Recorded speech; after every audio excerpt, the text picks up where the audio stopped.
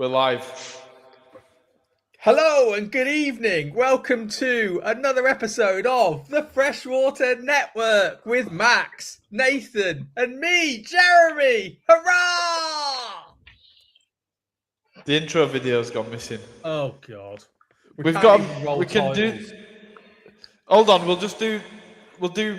Come on, we'll do this Come instead. on. Fish quiz, guess what it is? Fish quiz, that's what it is. Fish quiz, guess what it is? Fish quiz, that's what it is. Fish quiz. So, Where the hell has the intro video gone? Somebody's to taken it off. accompany our theme of the 20 worst fish ever, we've just given you the worst intro ever. Almost like we planned it. Nathan, you look like you've been working at Chernobyl. What's going on? I feel like it. Look, I absolutely fucking feel it. You look like So- Jedward if Jedward did crack. Yeah, not far off. You know, Honestly. he found something in Weatherspoons tonight. It looks to me like he's only gone and bloody done it. not fucking tonight. I didn't. Oh, Yeah, no. Yeah, that was good. yeah, that was funny. And you know, I think Whole you should have bag. stayed and waited for people to come back and start looking and start like crawling on their hands and knees and stuff. We did chip off to the other side and just kind of spectated to see if anyone returned for it. Yeah, No, nothing. That's what it's all about. Oh, Right, good evening, everyone. Welcome. Seeing as we did such a good job on 100 best fish ever and got to about 50 something. Cetopsis. Cetopsis. Well, this week, as an absolute complete change to before, we're going to do the worst fish ever. And I've thought of one. I've got so, so many. Honestly, this is going to be so much easier than best fish because I hate so many fish. Well, I'm not sure about hating any fish. I've had a bit of a thing because Not individually. I used to hate lots of fish, but fish, it's not their fault, is it? Do you know what I mean? That we hate them, and it's a bit like gardeners say a weed is. I think gardeners say a weed is like right plant, wrong place, or wrong plant, right place, or whatever. And I think fish that we're going to hate on tonight are just. It's not their fault. It's just right fish, wrong place, perhaps. In some instances, but I think there's a few that we can hate. All right, I reckon we can get some hatred into tonight's show. We've been too nice recently. We need more hatred. Yes, we do. We do. All right. I've always said this about the world. The world needs more hate. Less love, more hate. Absolutely. I mean, it was hate's quite a funny. great motivator. Exactly. It's quite funny talking about hate because for those who haven't seen my Facebook, I've been to Comic-Con today, right? And the security thing was like the world's most weird security thing because everyone's in cosplay and everyone's got guns and swords, right?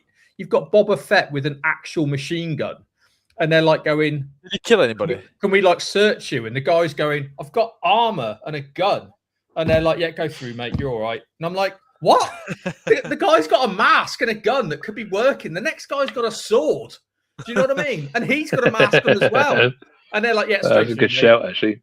And then they looked at me and went, hang on. And I went, what? And they went, you can't take your coffee through. And I'm like, you're having a laugh. Do you know what I mean? There are people completely tooled up with zero identity in complete disguise. So what you're saying is if you hypothetically wanted to commit a heinous terrorist attack, dress up as a Mandalorian and go to a Comic-Con. Max, it's like you said, right? If someone said on the tannoy, you know, look for the guy like Darth Vader who's just like impaled someone. Do you know what I mean? There's like 50 Vaders. Well, not only that, but I guarantee you could kill somebody at one of these events and people would think it was just a really good show. Exactly. I was waiting for the kickoff, and because security weren't bothered, security were outside, and you just like, God, this could get really messy. Do you know what I mean? Someone could properly start spinning around and doing cartwheels with a sword, or two swords, or two sabers. Do you think they were sharp swords? Well, yeah, they were, mate. There was an actual sword shop there. Oh, right. So you could have bought 50 swords and just started throwing them. I mean, how did the guy with the sword shop get allowed in? Do you know what I mean? Well, he's been honest. He's just saying, yeah, I've got swords. If you're honest about it, it's fine. But if anyone here has ever been to an exhibition and the health and safety you have to go through, like the NEC, right? I mean, they wouldn't let me bring water into the NEC because they said I was going to introduce Legionnaire's disease, right? Which he might. Like the guy sells swords. I mean, you know, what are you going to bring? I'm going to bring 250 swords. Are they dangerous? Yes, they're lethal. That's Do you know fine. what I mean? That's fine. Come in. Yeah. Come on inside. Anyway, what should we start with then? Should we start with fish news? Yes. Let me get fish news going then. Yeah. The newly discovered 12mm long fish makes a noise as loud as a pneumatic drill. Marine researchers were out looking for sharks the other day off the Canary Islands. A massive halibut fish weighing over 200 kilograms. Why are you called fish? You teach him to fish. You give him no.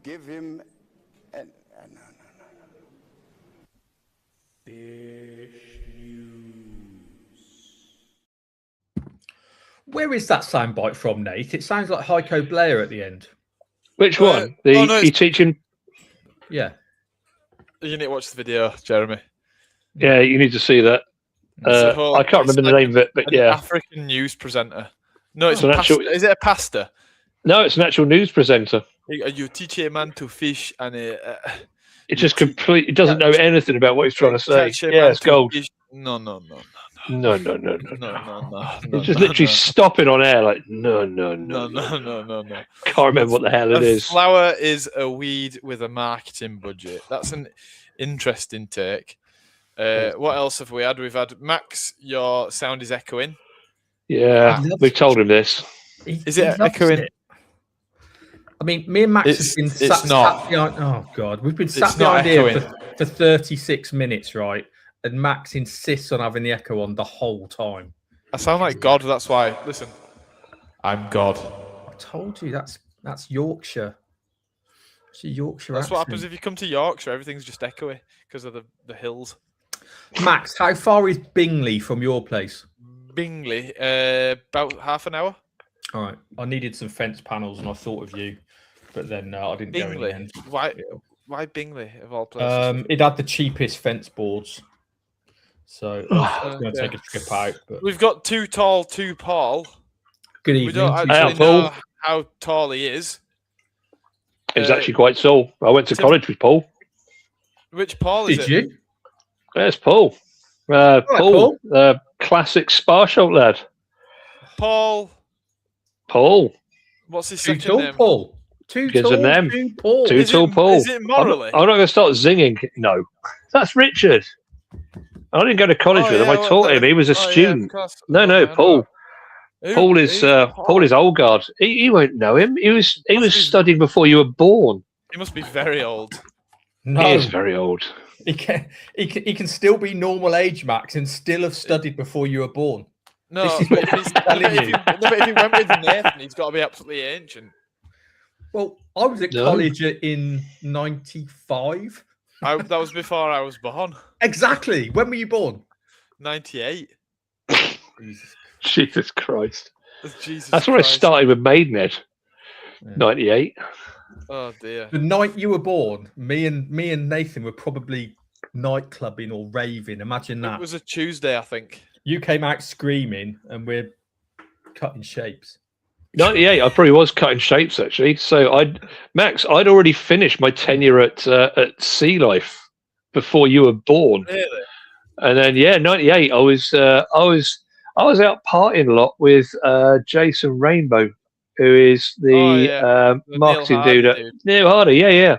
Is he still there? Yeah, he's still there. Yeah, I moved up to Syon Park in '98, and I was old school. They were always getting in trouble. Syon Park. Yes, they were. Alan is also old. 98. Alan had a shot for 14 years. Yes, Alan. That's what we like. Alan had had enough by 98, Max. Anybody else with any stories from 1998? Okay, maybe Max, right, you're into football, right? So, you know the Man United thing, the class of 92, you know there was like Beckham, Scholes, Giggs, Neville Brothers, Nicky Butt, all that, right? Neville Bamshoot. Sparshot had lots of infamous classes, and I think it was about 92, or there was everyone on that course got a job in the industry, right? So there was my lot, there was Andrew Holmes, there was Matt Clark, There was Andy Bond, who was at Oasa. There was the guys who own St Albans, Andy Crab. Yep. There It's was a good name there for a was fish keeper. there was Steve Rudd. Steve Rudd, who used to do. No, I don't think Steve Rudd was there. Anyway, there was That's Anthony. another great name for a fish Right. keeper. I know. There was Anthony who owns Swell. Right. Every single person on that course ended up in the industry somewhere, like a pillar of the industry. It was a hell of a pretty class. cool. Yeah. Yeah. That was pretty cool. And then there you Nathan. And then you were born, Max, and the industry went to crap. And It's true. Sparsholt closed. It's Is true. Sparsholt still going? What's going on with Sparsholt? Yeah, it's still there. They changed all the courses around, so it's fisheries down there now. What? So There's no you can learn ornamental that. course. No, well, there's no ornamental courses anywhere. You'll only find ornamental modules under part of animal management now. What? So yeah, no, it's to qualify for having a course in the UK, you've got to have a set number of people that take that course every year. So that was their way of getting rid of all the niche courses. So the only way you can have like a niche course now is if it's under the umbrella of something else. So you can do an animal management course, but you can't do, for instance, like a gerbil course these days. You can't just go and study Really? gerbils at a con. Yeah, you have to do it as a module. Yeah, of course you do. Yeah, but same with fish. You can't study fish as an ornamental fish because there were literally there was Sparsholt, there was Brooksby, and there was another place that's doing it. I can't remember the name of it. And no, that came later. So they brought aquatics back. That's why they brought me in because they had the animal management course, but Hulse wanted to branch out into fish, and he needed an aquarist and someone to teach fish. So that's where I came in. So he basically created all the aquatic modules. And he's like, now you're going to teach these. And now we've got aquatics to offer as part of the animal management program. It's a shame they don't do it anymore. Because, yeah. We're still doing the modules.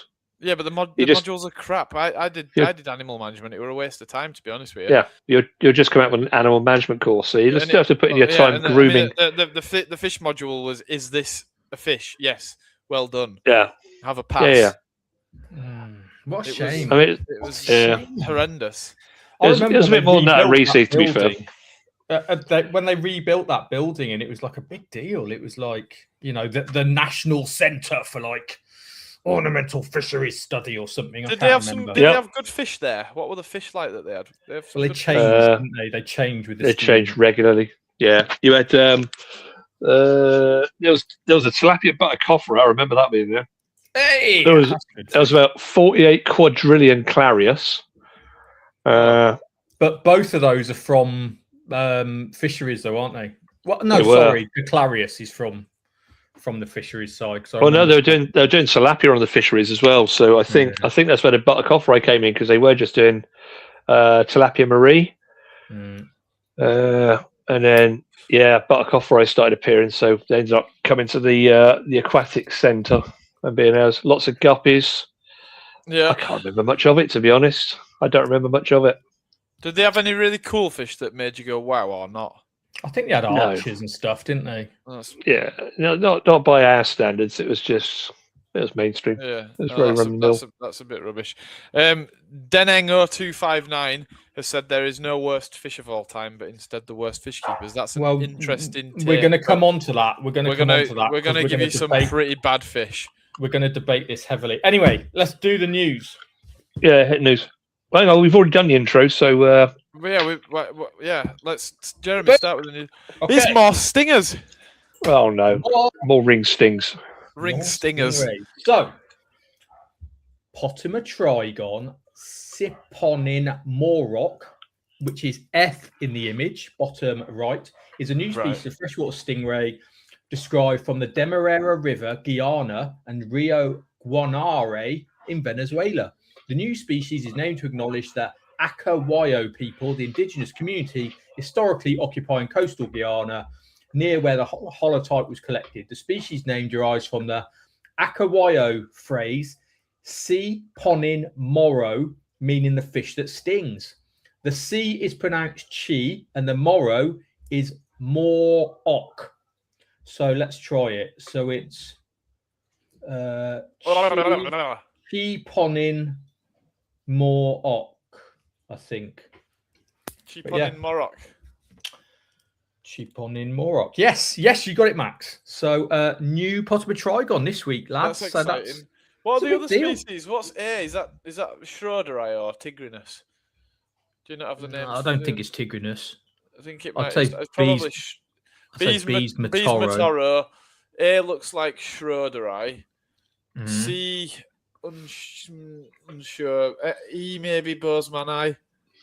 D Falkneri. Does Falkneri still exist? Yeah, I think it does.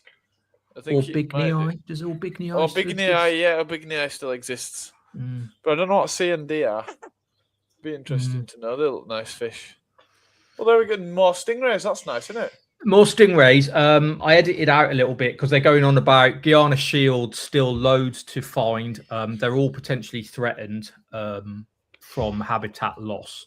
So they're going. You got to start describing these rays because they're going to go before you can even, you can even like give them a new name. So yeah. Chris Green, I was looking at some short courses run by Koi Organisation International, KOI. Nothing on the scale of Sparsholt or Reese Heath, but some nice little modules for a small price. Very good. Yeah, so that's that one. Moving on. Oh, it's a catfish. Leptoramdia camilla, a new species of heptapterid catfish, is described from the tributaries of the upper Rio Arinos and Juruena in the Rio Tapajos basin and from tributaries of the Rio Aripuana in the Rio Madeira basin, Mato Grosso in Brazil. New species was collected at a depth of 1.5 meters, hidden beneath a leaf layer and a muddy bottom. The name Camilla honors our dear friend, Dr. Camilla Mayumi Duarte Kuwabara, an entomologist and lab manager of the ornithology department at the Academy of Natural Sciences of Drexel University. Why isn't it AI then if it's named after Miss Camilla? They've given it AE. Yeah. I don't know. They've given it an I instead of an AE. Don't know. Anyway. That's weird, isn't it? Bit weird. That's all sorts of wrong. Do you know what I like? Is it possibly related to the genus itself? Because remember when they revised all the Corydorus, some of the masculine ones became feminine. I wonder if there's any kind of relation there. Well, Nathan, at the end, the bit that I omitted, it says a noun in a genitive case. So I think it might be. What the hell does that mean? No, Max, it's written right there. It's a noun in a genitive case. The gender of the species is based on the genus, not the person it's named after. Question mark from Rebecca. Is that that's what I'm asking. We're alluding to? Yeah, that's what we're asking. That's what I think I was hinting at. What they've done with this? That's not right, though, is it? Not always. No, shouldn't really work like that. If you're doing like, well, they changed like Corydorus paletus to Hopnosoma paletum. Yeah, but that's not named after somebody, though, is it? No, that's my angle. So I don't know if there's been some kind of fuckery there going on. Yeah, if they've masculinized a feminine specific epithet. I don't know. Funny looking fish, isn't it? Well, it does live in leaves. I like it. It's cute. It reminds me of the little South American bumblebee cats a little bit. It reminds me of Tachycerus. What? Tachycerus. What's that? It's a catfish. Is that weird South American thing? No, it's the Taki. What am I thinking of? Taiwanese. I think the species that you can get hold of is actually banned in this country. Oh, there is a neutral gender as well. So we don't know if that gender is masculine. Well, we're presuming masculine because that's very, very, very woke. Very woke. Gender. So I've got a book on evolution by an ichthyologist, and interestingly, it's really good actually. He says in nature there are more than two genders, like there just are, and that we're kind of taking it as the norm, but there's only two. That's what he says anyway. Asian catfish, says Chris Green. Anyway, I've forgotten to do something. Marks out of 10. Marks out of 10 for the new stingray species. How big does it get? If it's the size of my hand, then it's probably going to rank quite high. If it's like 2 foot wide, it's going to rank 0. Go on then, Nate. 0? Oh, okay. Can I nominate this as one of my worst ever fish? No. There we go. That'll save me time later on. Yeah, I'm running with that. Do we actually know how big it is? Because I want to know how big it is. You know, I always edit out all the interesting bits that actually matter. All I do is I take the first few lines of the abstract and then I take the etymology. I don't take anything else. I don't take size. I don't take who described it. How do I spell it? Well, just look on Fish in the News. Sipping in Morrock. Is that with an S? I don't know how you're going to find the size of it unless it's in the paper. Anyway, there's a 4 from Alan. There's a 0 from Nathan. I'm going to give it an 8 because it's a new species of stingray, which is quite cool. So, I like it. And Max, just give me a second. God damn it. Bear with. Sorry, Max cannot multitask. I'm trying to find Fish in the News. I need to know more about the fish before I can. 3 from Doc Green, 3 from Denning, 4 from Alan, 8 from me, 0 from Nathan. Come on, Max. It's not hard. Give me a number between 1 and 10. It depends, doesn't it, on the size? I don't know. If it's small, I'd give it like a 6. If it's big, I'd give it a 3. I'm going to guess it's going to get to a foot across. That'd be quite small. I'm going bigger, way bigger. I think it'd be big. Fat tail. 2 foot disc. Yeah, I think well, females will be 2 foot, won't they? Yep. Apparently, it's basically identical to our big eye in most ways. Okay. And our big eye is small. It's not a giant one, is it? But no, still too big. I'm sticking with 0. This is the man who loves Clarius, by the way. Hey, there's nothing wrong with Clarius. I love Clarius as well. Marble Clarius are my friends. No, they're not. They don't like you. They told you they hate you. Disliking Clarius is what naive fish keepers do. 14 to 15-inch disc. So it's like realistically, I'd give it a 5. 4, because it's not as nicer looking as mini marble Matoros or things like that. So I'd give it a 4. Okay, quite varied marks. Back to this one. No, we're all low except you, Jeremy. You gave it an 8. We all gave it like a 4, except for me. I gave it 0. Yeah, but if you go 8, but Nate, if you go 8, 4, and 0 and get your mean, it's 4. Do you know what I mean? But hold on a minute, Jeremy. The other week you gave like a fish that really wasn't that good, like that was quite good, about a 3. I can't remember. It was that bloody low. We had a low that was quite nice, and you gave it a 3. We need to standardize this system. Because I'm very prone to mood change. Good shout. Max needs to know if it will fit in the freezer. No, I don't. Yeah. It'll fit on my head. It'll fit in his mouth. Wear it as a hat. I forgot about that. Well remembered. Do you know if you tanned a stingray so that it was like preserved but dry, you could mold it into a sort of cowboy hat style. Do you know what I'm thinking? Probably. Max, you should have come to Comic-Con with me today with a stingray on your head. And people would have gone, what character is he? And we'd go, it's Max Pedley from Yorkshire Branch. It's Max Pedley from Yorkshire. And they'd all start cosplaying me, wouldn't they? Then? Start seeing what's he going to look like with a stingray on his head. You won't know that song, Max. I don't know that song, but I now need You won't know that song. What's he gonna look like with a stingray on here? What's he gonna look like with a stingray? Do. There it is. That fitted lyrics perfectly. Then I'm never gonna get that out of my mind now. What's he gonna look like? Anyway, so we disagree massively on the stingray. How big does this one get? I'm gonna say 4 inches. Oh, it's a solid 8 for me. Nice. Love it. Nice. How big is it? About 4 inches. I'm guessing 4 inches. I'm making it up. Funny? 4 inches. Come on, Matt. I reckon it's small, actually. 3 inches, and I love it.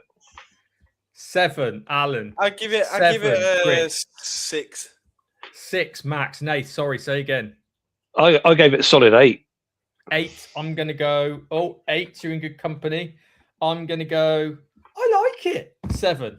So we're all there. You go, Nate. We're all pretty much the same. Yeah. I might change mine now. Go on. Give it a 0. I might go for 1 now. On the grounds that it's too small. Fate of these fish. Anyway, should we give it a common name because it hasn't got one? Bandit. Yeah. It's got a cream band, so it looks like something out of a. Oh, it's like a cappuccino catfish. Yeah, it's got kind of dark chocolate with a white ripple. It's something out of a milk tray or something. That ain't gonna sell it, right? It's a choker catfish.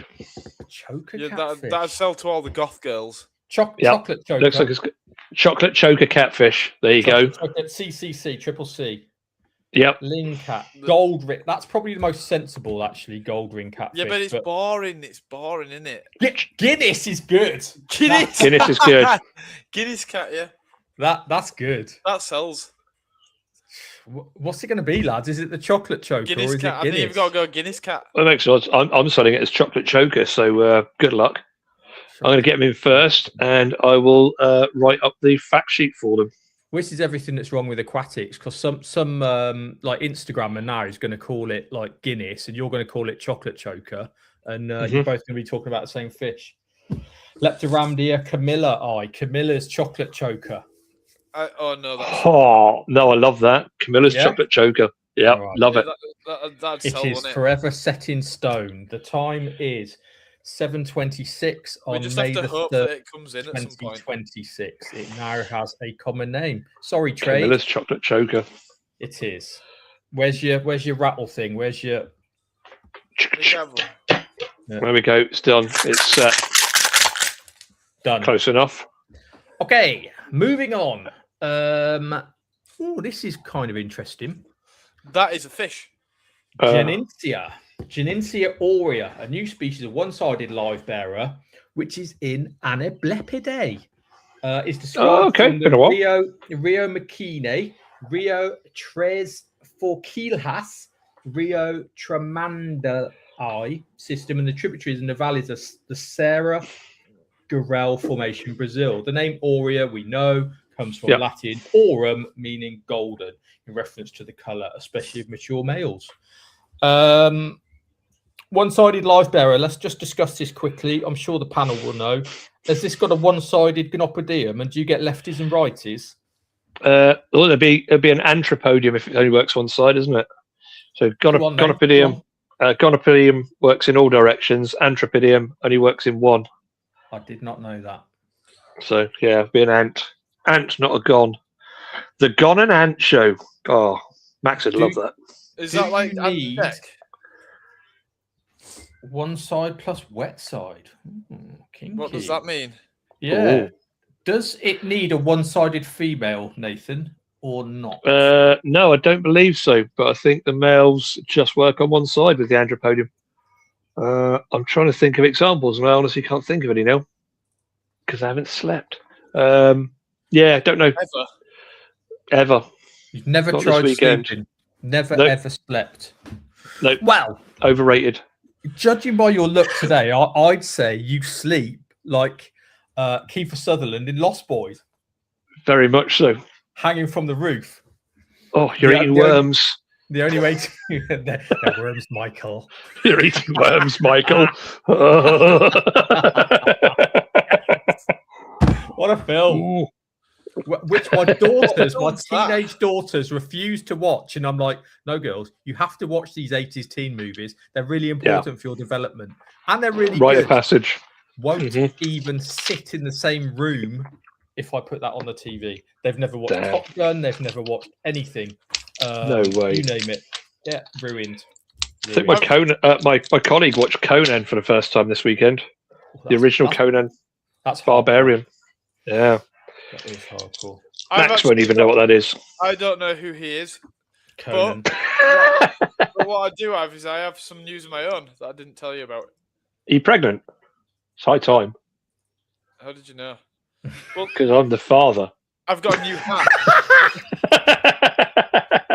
Max, that is amazing. Jesus Christ. Yeah, it's my new hat. I bought it last week. I didn't tell anybody about it. Do you know what? That's an Asian stingray as well. It's pretty rare. It's a high Manchura. Yeah, that's exactly what it is. It's rarer now. But I thought, do you know what? It's time to get it.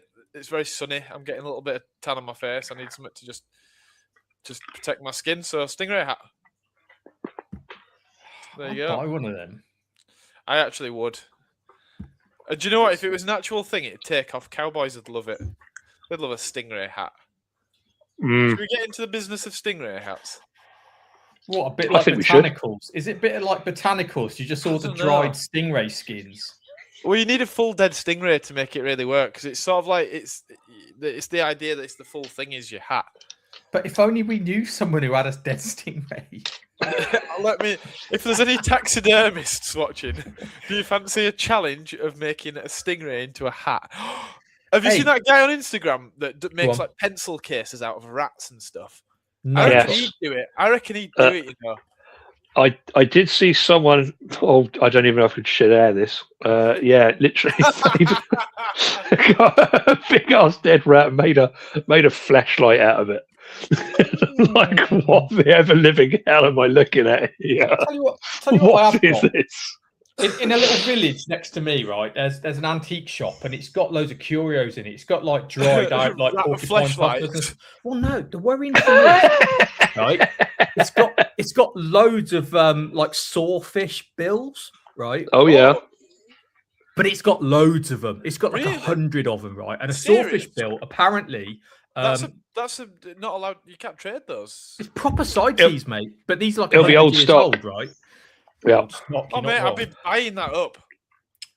Well, I want to buy one, but I can't. Well, why? I don't want to, but I'm looking at them because there's this thing, right? The actual fish was 5 to 6 times longer than the bill, and the bill on some of these fish is 1 meter long. Oh my god! Yeah.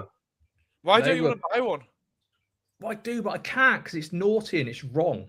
Not if it's from before CITES. You've not killed the fish, have you? No, if it's pre-embargo, then you're fine to trade it round.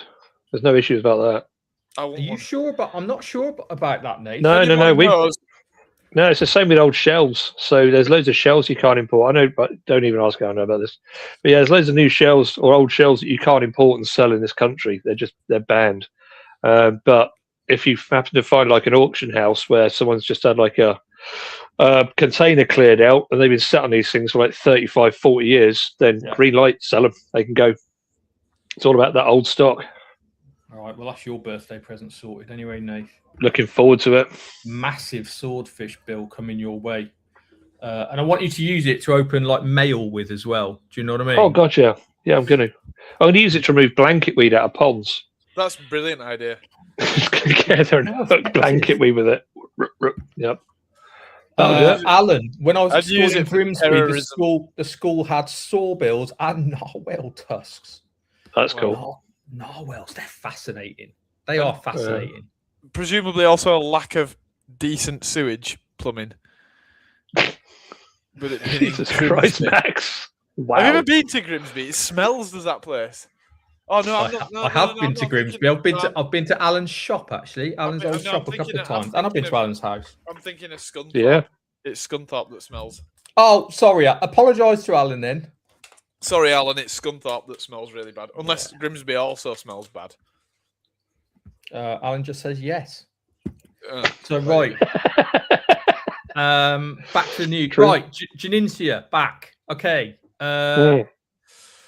Out of 10. 6.5. Straight down the middle, it's a 5. It'll appeal to someone, but it's all right. It's all right. Do you know what I mean? 6 from me. I love all the different live bearers, all the wild types. Oh no, Grimsby had fish meal factories. What's Among Us? Hugh from Denning doesn't like live bearers. Alan with a 4. Chris has gone with an 8, which is crazy work. Most of them are just following my lead at this point. They're waiting to see what I say and then they're voted. Yeah, look at that. They're just waiting for you to say. Come on, then, give us yours. Come on, Nathan. What? I already have. I said a 5. Jeremy? That's my point. I'm the Pied Piper. 6. No, won't be swayed. 6. Oh, you need to have a pipe, don't you, to be a Pied Piper? Do you think he was like? Was it? Did he have that? What's that disease? Vitiligo? Is it? It's not a disease. Vitiligo. Vitiligo. Yeah, because otherwise, why would he be the Pied Piper? He'd just be the Piper, wouldn't he? Yeah. You think a Pied Piper had a skin condition? Yeah. Because otherwise, why would they call him the Pied Piper? He'd just be a piper. What made alliteration? Where are we from? There's probably, you could say Piper from wherever he's from. There's probably a place with P near it. There's other ways you can do alliteration. Like Pied's just so random. Okay. Really likes that fish. Really likes that fish. Max says he doesn't know anyone who keeps him or has kept him. I think I know someone. I can't remember his name. Nath, I went to his house in Corby. Live bearer guide. Dave McAllister, who had all the. Yeah. And he used to go out and collect them. And he had Janincia. They're not from. They're quite southern, aren't they? As far as live bearers go, Argentina maybe, not Argentina, maybe not that far, but they're southern South America, if I'm not mistaken. They're not. I mean, these are Brazil, so it could be southern tip. Okay. Yeah, but it could be southern tip of Brazil. Yeah, Dave Mac Allen knows him. Yeah. So I think it's pretty cool. I think it's nice to have a live bearer. They're nice, aren't they? But I don't think they're not gonna blow us away. I think they're clutching at straws, calling it Aurea. It's not the most. It's a little bit yellow. One of the old BFK Forum members had. Wait, is that live specimens or are they preserved? They look live to me. They do look live to me as well. Onca. Right, let's talk about. Onca means panther. It's the Onca genus Piper name. It's the genus name, isn't it? Well, a panther is Panthera onca, I think. Panthera. No, it's a jaguar, isn't it? Onca is a jaguar. Yeah, because a jaguar's genus name is jaguar's taxonomic name is Panthera onca. Yeah. So again, I think they were clutching at straws, naming a brownie, blacky, grey. Kind of just described a jaguar then, but jaguar catfish as well as Liosomadorus oncinus. Oncinus. Yeah. Well, that's okay. Great. Thanks for not remembering. Thanks for nothing, Christopher. What's next, Jeremy? That concludes the news. Right, should we get straight into the debate? Yeah. Let me do a little banner. It's time for a banner. Do a banner because I'm ready to introduce my first candidate, which I think will go in pretty much straight away.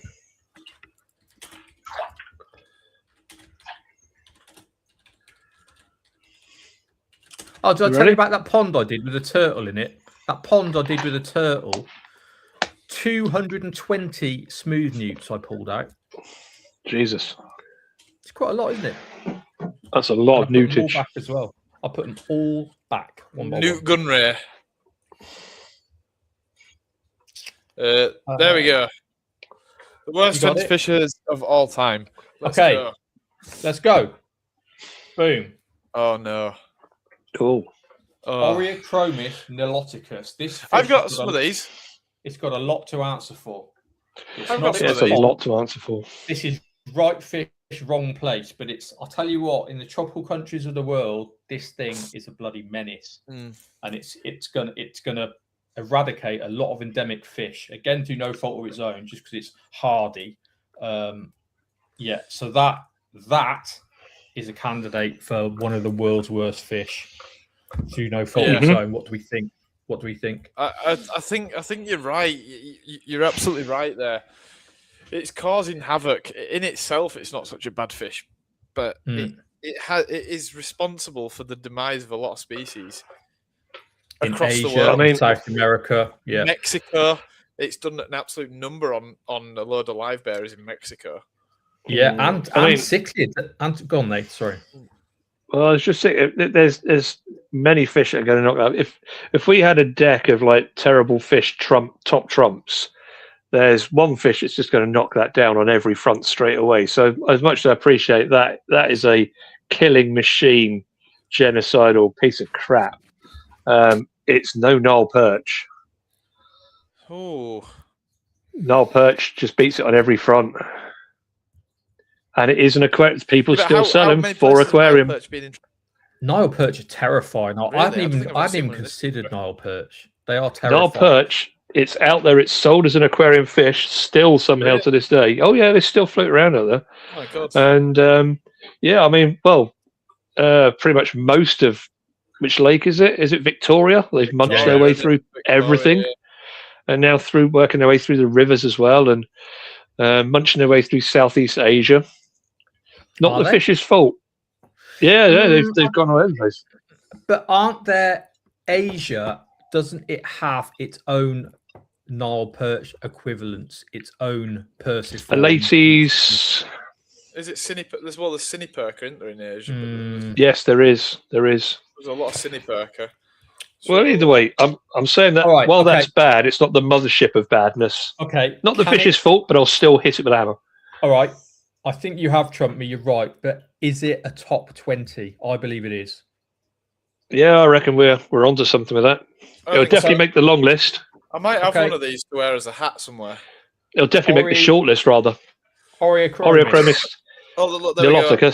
Tim Smith is in the top 20. Tim Smith has put Lattice calcarifer occurs in southern Asia. Last I checked. Yeah. Yes. Well, maybe it's that. Siniperca in Asia, but also the. Okay, so that was my little one. Does anyone, Nath? Do you want to? We've kind of covered yours. I think you're right. I think you're absolutely right. I just haven't got a picture of one. No, I've got a Nile perch pick, but that definitely needs to be in there. Lake Victoria, right? It gets really interesting because it's not just the Nile perch. It's a really weird chain of events.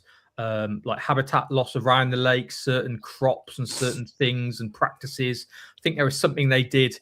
I think they smoked the Nile perch or something and cut down all the trees to like smoke them. It was just like it's an absolute catalogue of like disastrous things. Is that smoke as in roll them up or smoke as in like a kipper? Both. I prefer option one. Yeah, absolutely. Didn't Victoria also get done over by? Was it water hyacinth or one of those? Water hyacinth, yeah. Water hyacinth. Yeah, just literally not African. Is it? No. African? Water hyacinth. No, Icornia. Icornia craspes. It's South American. Yeah. South American. So's water lettuce. Yes. Pistia stratiotes. Isn't it funny though how these things, right? I want to talk about this. How they get controlled. So in Africa, Oreochromis niloticus is not a problem in its drainage, right? So whatever predators are in there, be it 10 different species of great big catfish, be it vundu or whatever, you know, and things like crocodiles and, you know, maybe storks or whatever, marabou storks, I don't know, but they control it. Just like in South America, why is water hyacinth not a problem in its native lands? Something eats water hyacinth in South America, tropical South America, that is not present in the rest of the world, I would guess. An interesting point, isn't it? Yeah. Do you know what I don't understand about floating plants? Yeah. Why do they not? How they float? No. And this might sound really stupid because it probably is. Why they don't sink? But consider this: how are floating plants a thing? Like, how do they not just get washed away? They do. So how do they get back up the watercourse? They kind of collect in rafts and kind of block up dams and stuff. Yeah, but how do they get back up? Because they must always be moving down. How do they get back up? Well, it must be seeds dispersed by birds, surely. Water hyacinth has a flower, so I presume it's something to do with that. Yeah. Yeah, now I'm completely guessing. I don't know. So it must be birds. Birds must be the answer. Because otherwise they'd all get washed away and they'd never come back. They'd get washed into the sea. So here's a bit of really bizarre, mega ancient history for you. One of the reasons why the Earth initially went into a cooling phase was because I can't remember exactly which species of floating plant it was, but basically at one of the poles was a type of floating plant that became so abundant and covered such a large area that when it was flowering, the white flowers were reflecting so much heat back into space, it effectively cooled the planet and changed changed the entire climatic shift of the planet. And they're still finding like remnants way down in sediment of these plants from millions and millions of years ago. That's only if you believe the Earth's older than 5,000 years. True, or they were just washed up there in the flood. Yeah, Also, because the Earth from the church font. Poles might not exist. The poles might not exist. True. Very true. Maybe. What was I going to say? Right. I found out something about the. I found out something about the Carboniferous period, right? You know when coal was formed. Do you know why and how coal and carbon and charcoal were kind of formed in the that we now mine and burn? It was mixed bags, wasn't it? It was forests. Yeah, it was forests just growing on top of each other and crushing. But why don't we still get that? What do you mean? Because we haven't got the time scale. Right, this is brilliant. Now, I might be completely wrong, right? One of the documentaries I watched said that trees predated mold that broke down wood, right? So for millions of years, trees fell over and just piled up. And nothing broke them down. There weren't the insects, there weren't the mold. That's really interesting. I like that. Coal seams just not happening anymore because the mold. I mean, imagine what the substrate of Earth was like.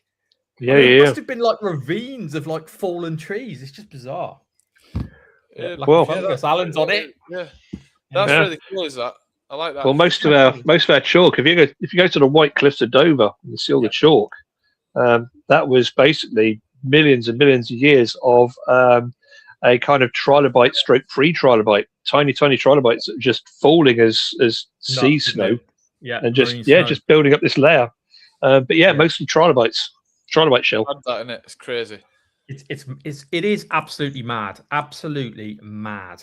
It's interesting to know what we will produce. Plastic. People. Plastic.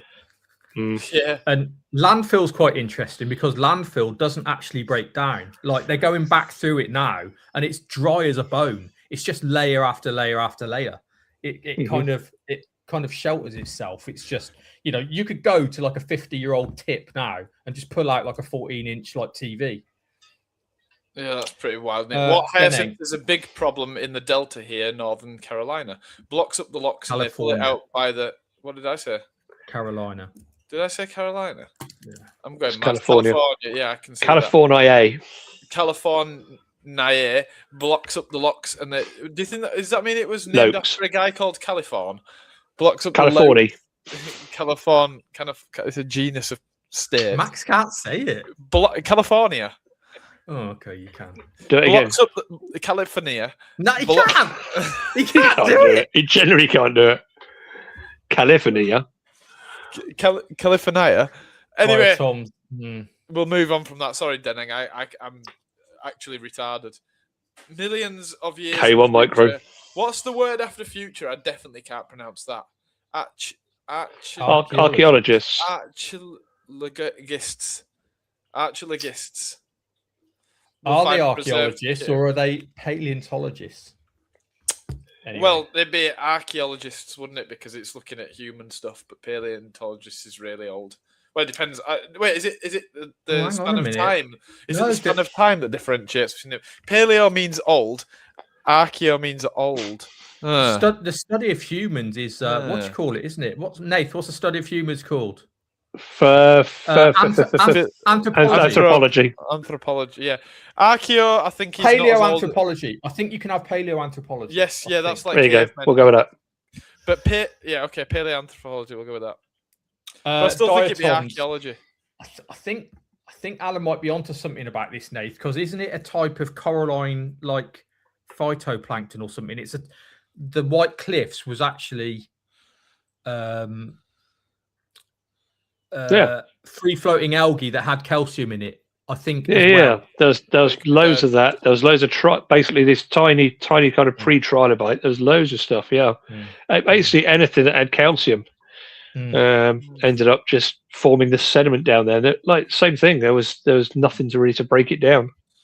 So it just stacked. Though, isn't it? Because we talk about climate change and we're all freaking out. And I know it's happening quicker than we've ever recorded. However, the only guarantee about planet Earth is that climate does change.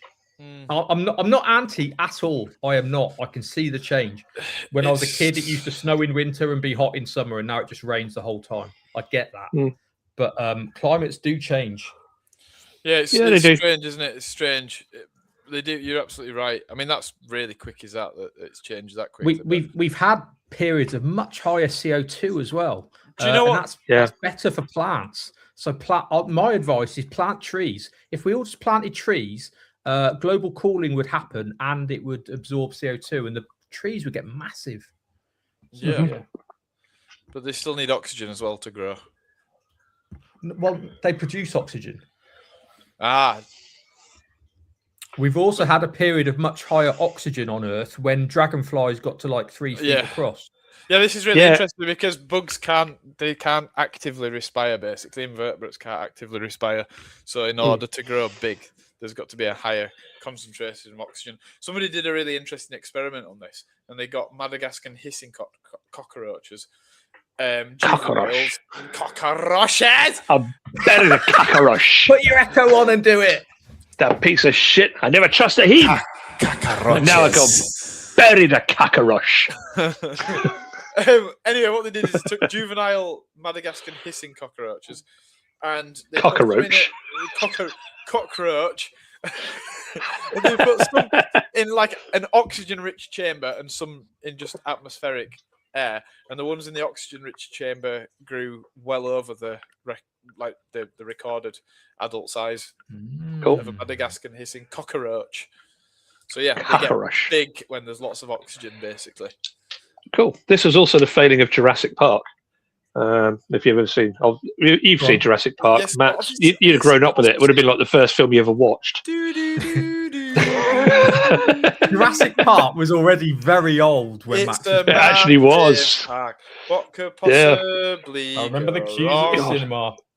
Imagine being born after Jurassic Park. Well, anyway, the reason Jurassic Park failed is so none of those creatures could survive with the oxygen level we've got today. They're from a time when you had like 30% oxygen. We've got like 6 or something, whatever it is now. It's Oh, okay. Do you want to? Can I tell you something? Go on, Max. Go on. Their oxygen demand was just through the roof. And there was like, those animals could not. If hypothetically, if you could bring it back by mixing it with crocodile DNA, and you could spout a T-Rex, it'd just suffocate when it got like 6 foot tall. Anyway, it just doesn't have. It needed that much oxygen necessarily to survive. Interesting thing for you is everybody thinks of dinosaurs as like these tropical animals, but there were literally dinosaurs living in tundra conditions. Yeah. Well, you can get warm-blooded reptiles, I think now. Well, they're birds at the end of the day, and look at birds. They've conquered every part of the earth. Oh, I do look at them. That's we know you do. That's feathers, though, isn't it? A lot of not just feathers. I think there's way more to it. So consider this: the highest flying bird, right, is Ruppel's griffin vulture, and it can hit 37,000 feet in flight. It's higher than an aeroplane. Yes, right. And this is a bird that only has a small distribution in like Central to West Africa, and it gets up to 37,000 feet where it's about minus 55 degrees Celsius. So this tropical bird that lives in Central Africa can survive at minus 55 degrees Celsius. And feathers don't help out at that temperature. Like a couple of feathers are not doing anything there. It's a specialized respiratory system and circulatory system and antifreeze in the blood and stuff that keeps them going up there. And next to no oxygen. Yeah, so when you think about it, like this is what made me think, because then I thought, well, birds are dinosaurs, right? So if birds can survive so well at being cold, then dinosaurs must. So I went like on a deep dive into it, and yeah, there were loads of recorded, well, they think tundra dinosaurs. I keep meaning to ask Chris Packham why cold climate birds don't get frostbite, because they're in like frozen lakes and stuff or on ice. Well, I think you've got penguins. They're different. They've got like that red hot, like furry flap thing, right? Built different, man. But built different. Even like a swan or a duck, right? So no, there's a thing. Yeah, and skin. Yeah, there's a thing here. So ducks have like this counter flow blood system. So I think the blood flowing back into the body is heated by the vessels coming out. So I think the feet are always a lot colder, and then they just don't get frostbite. There's something to it. I'm not an ornithologist, but it's a good point. Maybe we should. I mean, we're a fish podcast, though, aren't we? So many questions. As Tim Smith has reminded us. Yeah, Sorry, they are. Tim. Yes. Back onto the Terrible. fish. Life is just full of questions, though. Natural history, fascinating. Tuatara warm-blooded reptiles. I don't know, are they? They might be. There's 2 species of Tuatara now. And they're not a lizard either, are they? They're not a lizard, no. No, they're in... I don't know if they're an archosaur or a squamatiform. I mean, technically, there's warm-blooded fish if you want to go down that path. Yes, there are. Sharks. There are. So tuna. Certain tuniforms, they have a body temperature or a blood temperature that's a few degrees. Yeah. Mate, have you seen all these bluefin tuna back around the British Isles again? This is amazing. No. Great white shark. I'd love to see some. Some off the Cornish coast, and I think they're back off East Yorkshire now, which is where they used to be. You know, where they used to like hunt them on tunny. You know, the part of the Grand Tour and all that to like get in a coracle and go like tunny fishing and stuff. So they're back and they're lovely, flipping massive, absolutely massive. Anyway, love a tuna. So do I. Their body shape is just and those scoops they've got on the side and that hydrodynamic shape. They're just amazing fish. Anyway, so we're definitely putting Nile perch on.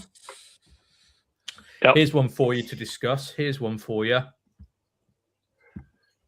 Boom. Platotomus. I ate that fish. A plocky tops. I love gibbiceps. Can we just ask anybody who's worked in a shop, what's the weirdest name that somebody's referred to one of these as? I don't know actually. For me, it's just without it's always Platotomus. I had a customer. I've got. Hold on. Platotomus. And I just started laughing. I couldn't deal. I think I got a complaint made against me. But good. I've heard someone call a cichlid a shallot, and I went no. I went no. That's an onion, and he pointed at the ticket, really like looking down at me, going, "No, mate, it's a shallot." And I went, "Oh Christ!" I've had cichlid. Have you ever had cichlid? Cichlid. Oh, loads. Yeah, I had that yesterday. I had kicklid. Kickled? I got no kicklids. I want some of the kicklids. I was so polite to her. I was like, it's actually cichlid. Kicklid's all right. I don't mind that. It sort of makes sense, but kickled, I don't like that. I should have told her they're actually chichlids. You should have just spread the lie. Yeah. Oh, yes, absolutely. Anyway, they're actually shallots. Common Platotomus. What do we think about that? Well, these little buggers, again, like it or not, you put them in the wrong, or rather the right conditions elsewhere on the planet, and they're a nightmare, an absolute nightmare. Again, lack of caiman munching on them or whatever. And also, when you see them in like the Pantanal and stuff, a lot of those pools dry up, and a lot of them probably die. And they're not getting that in like the Everglades or Sri Lanka or they're just year round, aren't they? They're that's it. Yeah. Nothing takes them out. And also, they're not really good aquarium inhabitants either. They get big, annoyingly tough, annoyingly hardy. I think they're a terrible fish. Abused. Again, it's not their fault. I mean, God, they're put in tiny tanks. I mean, that one's got a bit of a kink in it. You can tell it's not shaped right. It's already wrong. Yeah. It's also that's not a healthy Platotomus. It's big though, and look what it's in with: a Lornacara and a Cynodontis, a drugged up a Lornacara, and a dragon. Typical. Yeah, I'm with you on this. I think we put common Platotomus in the worst fish. I assumed it was going to be in there. It's a no-brainer. Yeah. Okay. I think so. The big aquarium Roombas have to go in. Well, I don't know how they're going to manage those things. I've seen people just whipping them out of canals and just like it'll be like the lionfish thing. They're encouraged to like just machete them and stuff as soon as they see one because there's that many millions of them now. They're a nightmare. Yeah. Can I put a suggestion forward for a bad fish? Bad fish. Well, do you want me to preempt it with my next photo? No, it's not that. I want to put my own suggestion forward. The Chinese algae eater, aka the sucking loach, aka Gyronachilus iMonieri. Monieri. You can fuck right off of that. Why? It's a pretty cool fish in the right setting. It doesn't get as big as a plaque. It's a brilliant algae eater. They're horrendous. I genuinely wouldn't mind a big tank just with a job lot of those in. Okay, that'd be pretty and cool. Something like Big Borelius on the old river trout. Horrible with other fish. No, you're right. They do get territorial. They dig. Have you ever seen a 12-inch one? They're meant to get to 12-inch. I've seen one about 10-inch. I've seen lots of 6-inch. I've seen one that was at least this big. Bear in mind, I'm quite small. You're tiny. True. That's about 10-inch. Okay. That's 3 inches. Small. Where's Bob Meehan? Has Bob Meehan got so small he's disappeared? He just can't. The microverse. What happens now is he'll be off on a tour. He used to jump on the keyboards to because his hands weren't big enough, so he'd jump on the keyboard to get it. Yeah, he's falling between them. If anybody lives near Bob, can they just go and remove a few keys so he can get out? He's lost his little ladder. He can't get up on the table anymore. Can't get to the screen. It's raining, so he might have drowned. Honey, I shrunk the Pedley. Do you suppose Chinese algae is only nasty because they don't have float?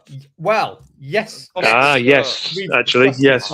And also probably because they're given the wrong diet, because people assume they're just completely vegetarian, but clearly they're not. They're very omnivorous. But I still believe they are territorial in nature, like a lot of herbivores, in that they need their patch, don't they? That's their feeding patch. Probably. Yes, a salad bar. Yeah, I think they're going to elbow each other and go, "Oi, that's my 9 square meters of algae-fied riverbed." I would guess. It ain't going in, Max. It's a good fish. This is just personal bias here. Huge territories. We had an argument once, and I just can't let it go. It is a bad fish, though, Nate. Well, it's not his fault. It's not a bad fish. It's great fish. It's never the fish's fault. And I'm not being funny. If you had a massive riverine tank, then some common Platytomus would be cool. Nah. They would. They would. No. Because there's a million plecos. If you've got a massive tank, there's probably a million Gyronachilus Imonieri. More than a million of them. All right. Can I digress slightly and add to it? Yeah, go on. Gararufa. No. I love Gararufa. Gararufa are good fish. They're easy to keep. They're not that bad. They eat people's toes. And Gararufa are great. They're such industrious little algae munchers off of leaves. They're like the new flying fox. They got the edge of leaf and take all the black beard algae off. And then they're really, really well behaved. What's the problem with Gararufa? Come on. Grey, horrible. That's all the fish that we like. With fish enthusiasts, we're bred to like grey fish. I literally sold 6 today on the grounds that they were just such a fun little fish. And they're one of the few interactive fish. Put your hand in while you're wiping the tank and they'll come up. They make that They're noise great fun. They do. So, right, let's be clear. Are we not adding Gararufa? Are we not adding Gyronachilus Imonieri? Yeah, they shouldn't go in. There's way worse fish out there. I'm not being funny, lads, but we're only on 3 and we've got 57 minutes. Let's rush it along then. Right, okay. Let me throw another one in then. Go on, domestic guppy. I thought about this. They are beautiful, though. But they just die. They're absolutely plagued with disease. They just die. Do we electrocute? Right. Well, just don't ever come back on our live stream. Thanks a lot. Let's see where he's going. I thought it's a horrendous show. Right? Because if we go down this route of we don't like them because they die, that's a lot of fish. Goldfish. Yeah. All live bearers. Dwarf gourami. I mean, Corridor. What's happened to Corridorus? They got split up. Yeah. What are they carrying now? Because you just look at them, they fall horrible. Mm-hmm. So we're not putting stuff on based on how easy or not they are to keep. I'd say I'm an open book, and we got 17 to go, so I'm easy. Well, let's do a little maybe pile and stick guppy in maybe. Okay. Can we just say if anybody in the comments has got any suggestions? Oh yeah, please do stick them in. Yes. So are we going to? Are we going to throw in the parrot cichlid, or am I going to make a defense for it, or are we going to run with it?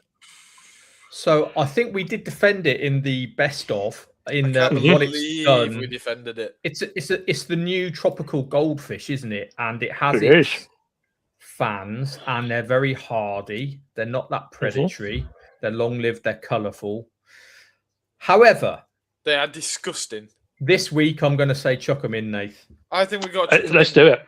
I think they're a paradox, aren't they? They're both simultaneously a good thing and a bloody diabolical thing. But the thing is, the only reason they're a good thing is because of bad reasons. They're good because imbeciles can't kill them, but that doesn't make the fish inherently good. It just fuels their incapabilities and makes them think they're competent when they're not. Speaking of paradoxes, I've got a really good paradox. Do you want to hear it? Yeah. Right. Imagine you're with Pinocchio, and he says, "What do you mean with?"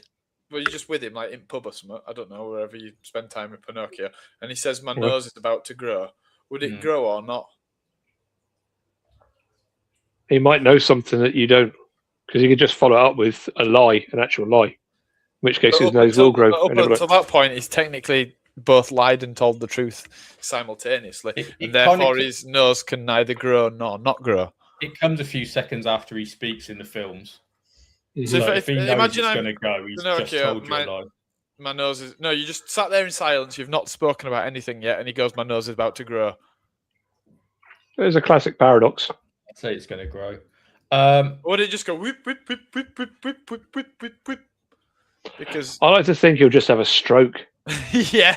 It will stroke out from his own paradox. Yeah. And start bleeding on the brain. So, Pangasius, this is an obvious one. Yeah, I actually really like their form. I like their very slick, silvery. And I'm not going to say shark-like. No, do you know what? Sanet Wongzi is a beautiful fish. We had when we were doing the wholesale, Exeter University contacted us because they were doing a study on them for fisheries stuff, and they said we need 50, I think it was, hippophthalmus. Yeah. So they said get us 50 at sort of like 10 centimeters. So we got a load in, and obviously we had to run them through our procedures to make sure they were good to go. Yeah, that's it. So we kept them for about 2 weeks, these Pangasius, over 4 or 5 tanks or whatever. And in the 2 weeks we had them, they were actually the most fun fish to keep. They were just constantly active, constantly feeding. And do you know what the hideous thing is? You could literally watch them grow in front of your eyes. They'd grow day to day. You'd come in the next day and you go, "Oh, they've grown." Like it was mental how fast they grew. But they were just constantly active, and they looked cool. They do look cool. And part of me died when we had them in because I just thought I actually the Barry cats. I actually like them, but you just can't keep these things because they're so damn big. In or out? I mean, they are. It goes on the list. The wrong people keep them. But then they stunt them and abuse them. But then if we're gonna do Pangasius, we've got to throw a red tail in as well. I mean, they get absolutely freaking huge. I mean, we've all seen big red tails, but every now and again I've seen some. There was Frank at the Water Zoo in like the 90s, and there was one at Swallow Aquatics, Rayleigh, I think, or no, the one was, on the East Coast where Dylan used to work. Harlow. I might be wrong. Anyway, gigantic. You know, that wide. Its head. Yeah. I mean, there was a massive one at the Goldfish Bowl as well. But it literally lived in part of a sump. It was like a flow through for a sump that was just basically the size of this massive red-tailed cat. Oh my god! Absolute tank. Where do we draw the line? Because we could go crazy here because we could put in every single species of Brachyplatystoma. Well, let's worry about that when we start running out of ideas. We can go back to the easy low-hanging fruit later. Let's bring it more back to mainstreamy things that people will actually try and keep, the majority of people. Well, before we even get onto that, I was going to throw in silver shark.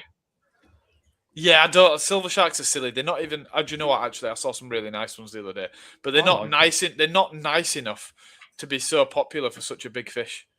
Mm-hmm. If they were rainbow coloured, you'd go, yeah, fair enough. But I'm not being funny. You could just have scissor-tail rasboras. I genuinely believe that most naive people still only buy them on the strength of the name because they genuinely think it's a shark. If you called it something like a silver ponce or a silver paedophile, not a single person would buy it. What have you got in your tank? I've got a shoal of silver paedophiles. Oh, okay. Well, at least you're honest about it. You must genuinely like the fish, as opposed to you've just bought something because it's got a cool name. I think you got. They're one of the very few fish we said it's all about colour that isn't actually colourful, but it's striking enough for people to buy them. And it's the name. Yeah. Everyone wants one. Everyone wants one, but that's the problem. They only want one, and they've only got an 80-litre tank. 80? You're bold. I think they're too big even for a 6x2, aren't they? Because you need a shoal. You need at least an 8x2. Okay, let's agreed. Put them on, but I still like Silver Shark goes on. I like them. If I had a massive tank and I had Elon Musk money, maybe I'd do something with them, like a massive indoor pond with a big panel on the front, maybe. But I would tell everyone that they were silver paedophiles. Elon Musk is a trillionaire, right? And he hasn't got a fish tank that we know of. What that we know of? He probably owns like the Atlantic, and we just don't know about it. I'm dying. I can't go. Atlantic's too cold. Tinfoil Barbs. I'm sorry, but if there was a fish called a silver paedophile, there is. Nathan's just named it. It'd be the bestseller, and nobody would ever walk past a tank of silver paedophiles and not buy one. There's an opportunity for you there, Matt. Maybe, right. Do you know what, guys? Maybe I've nailed something here. Maybe I've worked out something that the Big Fish campaign never worked out. That they're taking the wrong. You can't educate people about the unsuitability of a fish. What you've got to do is give it a really, really bad common name that absolutely makes everyone turn off of it straight away. Yeah, but I don't think transmitted disease fish. No, absolutely. Giant gourami, AIDS guppies. No, because that's exciting. I think you've got to go really boring and almost a little bit scientific sounding, like brown schlongus. And I think people. Bob Meehan would be into brown schlongus. Yeah, but look at your reaction there. That's perfect, Jeremy. You've just gone. Yeah. But fucking silver paedophile. Everybody wants a silver paedophile. Throbbing wang catfish. What has happened to true black sharks? Don't see many of them anymore.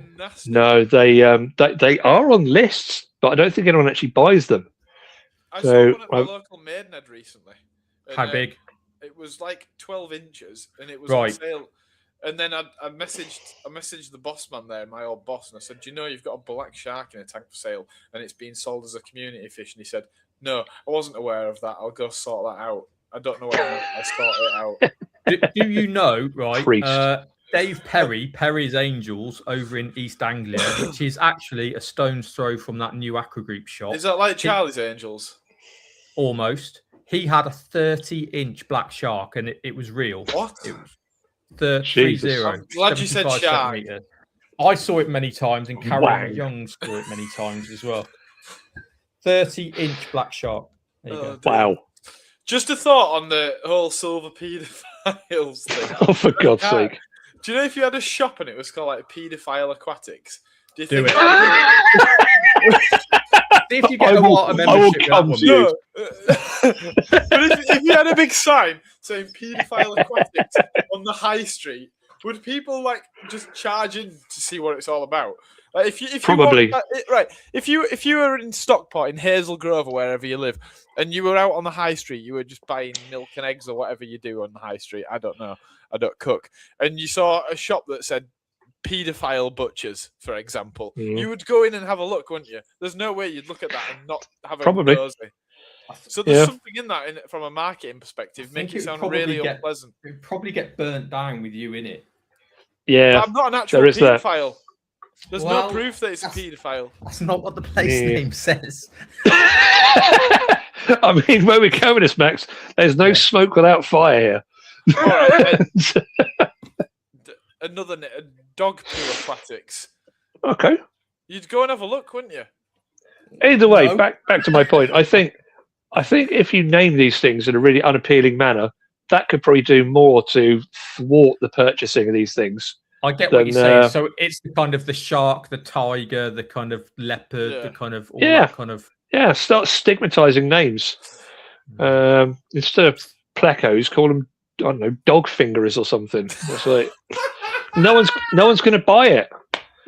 Right. I would buy it. You see my angle. Max would buy it. Right, anyway, what back about to Polyterrace.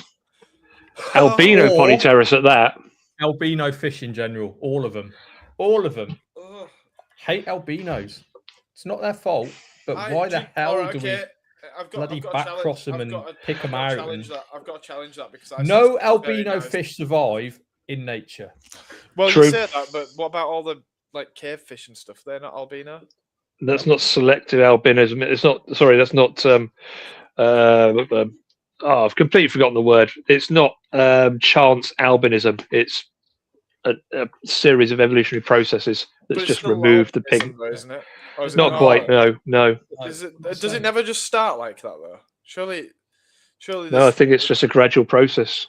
Really? I don't think they just. Yeah, I don't think it was one suddenly became albino and then everyone that followed was albino. Yeah, it was just a gradual. Okay. It may have sped it along the way if albinism did get involved, but yeah. No. Well, I mean, the test would be to have a look at a blind cave loach while it's still in the juvenile stage and still has eyes, and see if it still has retinal colouring. That'd be very interesting to know. Okay, so I've got to raise an albino fish that I actually think is really quite attractive, and I saw it the other day, and it was in a Maidenhead Aquatics again. Better not be a Heckley. It wasn't. No, it was albino Congo tetras, and I hate myself for thinking they were attractive. But you know what? It was really quite striking. But I've worked with some fairly recently, and the males are colourful. The females are horrible, but the males have got that mother of pearl on them. They're lovely. Yeah, they're quite nice. But on the other hand, things like albino black widow tetras and albino waste of time. It's just why they're just disgusting. Albino everything. Let's just put them in. I've only got one real exception, so it's not enough to make a case against albinism. But I've only got one real exception that's a decent enough aquarium fish that is albino, and that's the albino bronze coris. Okay. Yeah, simply because it's like, well, the benefit from the fish keeper is that they're out and about. You can actually see them in the daytime. And the non-detriment to the fish, for the best part, is that it can still find food because it's just working on whiskers and taste. Yeah. So, yeah. Yeah. It's just like we said about the parrots, though. It's the way it takes the hobby. Yeah, everybody just wants albino stuff. Like albino stingrays are the thing at the minute. Like these golden, they just look crap. It just looks like an undercooked pancake, to be honest. Yes, it does. They just don't look nice at all.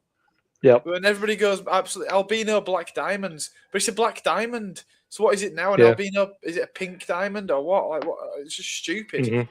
It's stupid. Let's put albinos in and move on to Jeremy, because I can feel my blood pressure rising. Frankly. Yeah, they're all good shout. Okay, well that's me done. I've got common plecos in. I've got albinos in. I've got Oreochromis in. Over to you, everyone. Well, I had silver shark in, so I'm happy with that. Yeah, I had. That's a bit of a win for me. Chinese algae eater in, and I was poo-pooed on that. So I'm just. Nathan's got Nile perch. That's true. Well, before we go back to the safe haven of big fish, we need to think of things that are in that reasonable mid-sized range, but are just wholly unsuited to aquarium life. So Fago. Yeah, Elinos is a really good shout. Fago's a great shout, but ideally something that has actually damaged the industry a bit as well. That we're still living in its. What fish come in that you know are never going to survive long, but they still come in all the time? Well, and it makes you cross. This is kind of interesting. No, wrong one. It's moved. Where have you moved to? Has he got something? I mean, he's got a point. Yeah, they're not pond fish for starters. Even if you had a giant pond, rivers. Sturgeon come from the largest river systems on the planet. Right? They're cold water. They eat salmon and salmon eggs. They're some of the largest freshwater fish that have ever lived on the planet. And we put them in a pond. They're elasmobranchs. Are they elasmobranchs? No, they're not. No, they're not. No, they are teleos. They're cartilaginous. Cartilaginous teleos. Yeah, but they are still teleos. Closely related to chipmunks. Yeah, I mean, they're a bad match, aren't they? I mean, put one of them in a warm blanket weed filled pond. It's just. Yeah, I'm with you. And do you know what the thing is? If you work in a shop and you get sturgeon in, you put them in the pond, you acclimatise them in, and the next day, the first thing you do is you go and check the sturgeon and think, how many are dead? Well, they don't hang around long enough in everywhere I've worked. They sell that quickly. I mean, God, you could sell 10 on a Sunday. Yeah, and why is that? Like but you know why that is? It's because they kill them that year and they come back for more the next year. It's like, oh, we'll get a sturgeon for the year. Just kill them that month in a heat wave. Yeah. Well, that's it. I'm with this. I think sturgeon and still it's stupid things to have. They're in captivity unless you've got a stretch of river that you can fence off. Done. Yeah. Well, let's them out in the colder, Max. That's a great idea. Yeah, we've got a nice stretch actually. They can hunt grayling. There you go. Gravel, fast flowing, cool. Yeah. Oh yeah. Crayfish in there as well. Perfect. They might be the answer. They might be the answer. They'll get big on crayfish. They control them quite well, actually. Yeah. Mm-hmm. And they don't make good hats. Absolutely right. Well, I think we should let Max be the judge of that. Alan's put Trent had them. I don't know who Trent is. He must have had a big pond. The Trent Adam. Yeah, no, they are. I think they catch them on the Trent. Okay, well, we're doing quite well. We've got to 9, and not counting all albino fish, which is hundreds. We've actually crossed the line. But so we're on 9. Any stinkers? What we got? Fish that don't feed. Fish that don't feed. What fish are there? Because there's going to be a lot of fish that don't feed. I'll tell you what, Nate, you might like this one. Bloody figure 8 pufferfish and green spotted pufferfish. What a disaster! Everyone wants absolute car crash. They get white spot. They're just a disaster. Yeah, but they're annoying. Yeah, but they're annoyingly tough. Again, annoyingly tough. I don't know. It's actually worse because they die, but they die slowly. Well, they become emaciated little husks of bone. Don't they? Yeah, they turn black.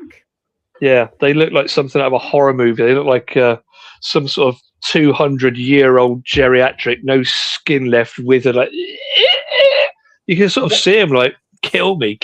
You're like, no, not yet. We're going to try mealworms first. Just finish me. Just kill me off.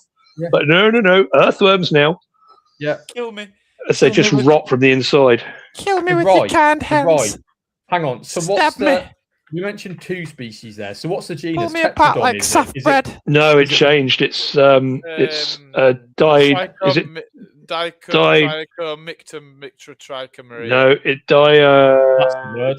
I'll write that down. Let's just put fig 8 and green spot. Dichotomictia. That's what I said. Dichotomicterisis. Yeah, dichotomictia. I mean, come on. Is there not a second C in there? Is it not dichomictia? Dichotomictia. Okay, panel. Yeah, come on, panel of that's what I thought, Tim. Yeah, 9. Okay, here's one. Flowerhorn. He's actually got a point, right? Because they're arseholes, aren't they? They're 1 fish per tank. They're heavily drugged up on God knows what. They're hybrids. Now, I'm less bothered about them now than I was 15 years ago when you couldn't tell what was a true species and what wasn't. Now, they're obviously flowerhorns, but they're just going the wrong way because now they're designer fish. Now we're going, I want one with red spots and a massive hump and blah, blah, blah. And I'm going to call it, dragon, flower, whatever. Mm-hmm. Super grade AAA King Kong. Correct. Badman. Or fish. What is with the bullshit grading? There's no benchmark for the grading system whatsoever. It's just whatever you can make up. Yeah. It's like I've got the world's best pizza. It's like no, you haven't. They're going in. Absolutely, 110% flowerhorn. Going in. Right, 9 more. Can we do it in 36 minutes? Oh yeah, we can easily fall back on. There's some old school. I'm trying not to be unoriginal. I'm trying to just get. Balloonfish. So there's. I mean, they're not good. Can we pick up one specifically? Molly. Balloon Pilgarami. How's that? Balloon Molly's worse. That's bad. Balloon Ram. Balloon Ram. Yes. Hey, an albino longfin balloon ram. Ooh. Black rams. I Really? black rams. Fucking hate black rams. Really? I don't mind. You've got a beautiful fish, right? I'll go as far as electric I think blue and gold. stupid. I'll go as far stupid, as gold. Black? No. Yeah, but I don't hate them. I think ram. you're right. I think it's stupid, but I don't think black ram's in the top 20 worst fish. I do. So does Nath. It's on. Really? That's crazy. Balloon rainbows. Never even thought about that. Balloon rainbows. I mean, anything balloony. Can we just put balloon fish in? I think it'd be better to just put balloon fish. Right, we're on a roll now. Come on. Somebody put glowfish, but I actually don't hate glowfish. I think it needs to be something really that you can get. One of us could buy, and we can't get it in the UK. Yeah. Everything else we talked about, we can get. And we got to be a bit loyal to the core audience. Both of them. Can we get silver paedophiles? Look, we need the numbers. Let's go silver paedophile fish. I thought we already put it in, didn't we? Only in your dreams. I thought shark was there, yeah. Right, I'm going to put one in that I absolutely... And I'm a little bit of a hypocrite here because it's something I keep. But Potamotrigon matoro. And the reason I say this is because you can get big forms of Potamotrigon matoros, pups, for a couple of quid from Thailand. And every shop that thinks it's a bit edgy and should be dealing with oddball fish ends up getting 5 or 6 of them in, just thinking, let's get some stingrays in. I say I'll get them. 50 quid. 50 quid you can get that's not a couple of quid. From. No, but you get my point, don't you? You know what I'm saying? No. You said a couple of quid and then you jumped to 50. Yeah, but that's what I'm saying. Right, okay, well, 50 quid. So you can get Matoro in, pups, at 50 quid from Thailand. Easy to get in. Fairly tough at that size because they're captive bred. But the ones that you're getting in from Thailand are like dustbin lids. Like over 2 foot across. They're not all suitable for an aquarium. Oh, they grow into dustbin lids, you mean? Yeah. So they're coming in at this sort of size. At 50 quid, because these edgy shops thinks, oh, it'd be really cool, we'll have stingrays in and that makes us really cool, whatever. But it doesn't, because you're getting a stupid fish in that's going to get too big. And it frankly boils my excrement. Like, I hate it. That ain't good. That ain't good. Bad. I agree with you. And people only seem to keep stingrays as trophies or as money fish to breed. Certain types of people are attracted to them. I think stingrays are in. But I think so. I think it has to be Matoro stingrays that goes in, because some of the others are way too expensive for those idiots to keep. Yeah, but look at all the other species that just die and curl up. Look at, they don't really come in. They don't come in too much. Look at teacup stingrays. Are they still available? Little reticulatus. They were never reticulatus. I can't remember what species they are, but they're not reticulatus. I don't know if they're. I can't remember. Couldn't tell you off the top of my head. But they don't come in anymore. They don't. They just don't come in now. So people don't get them in. Hymantura. Don't come in. We used to get them in. Not anymore. A lot of them are CITES now, so it's very hard to get wild stingrays in. So it's just the ones that are easy to breed. And in Thailand, it's very easy to breed. Call out stingray lovers, reef and teeth. Well, Max is a stingray lover as well, but I am a stingray lover. With, I don't know. They just need a big wide thing, don't they? Standard Matoros have to go on the list for me, because I think the majority of people who have got the tanks to keep stingrays don't keep standard Matoros for starters. So I don't think there's a market for them, and the fact that you can get them so cheap and easily, I think it's terrible. So yeah, for me, I'm gonna go. I have to put Matoro stingray in. Second, I'm with him on this. The only thing they're good for is wearing his hats. I don't just think Matoros. They're in stingrays. Okay. But those stingrays that I've got are small and manageable. No, I get that. Small is way better. They're okay. There's no problem with those. Okay. And ironically, they are Matoros. So I am basically a hypocrite. Well, what about all those massive ones that I saw in Holland, which aren't Matoros? They were massive. Black diamonds and all that. Black diamonds, yeah, but black diamonds, to be fair, probably get abused as well. Hybrids and black diamonds probably get quite a bit of abuse. And there are loads of albino ones, so they're going the wrong way as well. Why get a jet black stingray with white dots or yellow rings and then make it white? Albino. It's just stupid. Right, I tell you what. Just put big stingrays. No, I've just put stingrays. Whatever. Yeah, get stingrays down. Right. I've got one. Go on. I've just seen that. Yeah, I like Djibouti. Oh, it's just come up. Okay. Pink kissing gourami. Halosmataminki. The kisser. Well, they fall to bits. You can't even keep them alive these days, Nath. They're just absolutely... They're on my naughty list because we kept ordering them and they kept dying. They get really big. 8-10 inch. Yeah, they just die. They just die. They're basically food fish. Yeah, and surprisingly brutal bastards as well.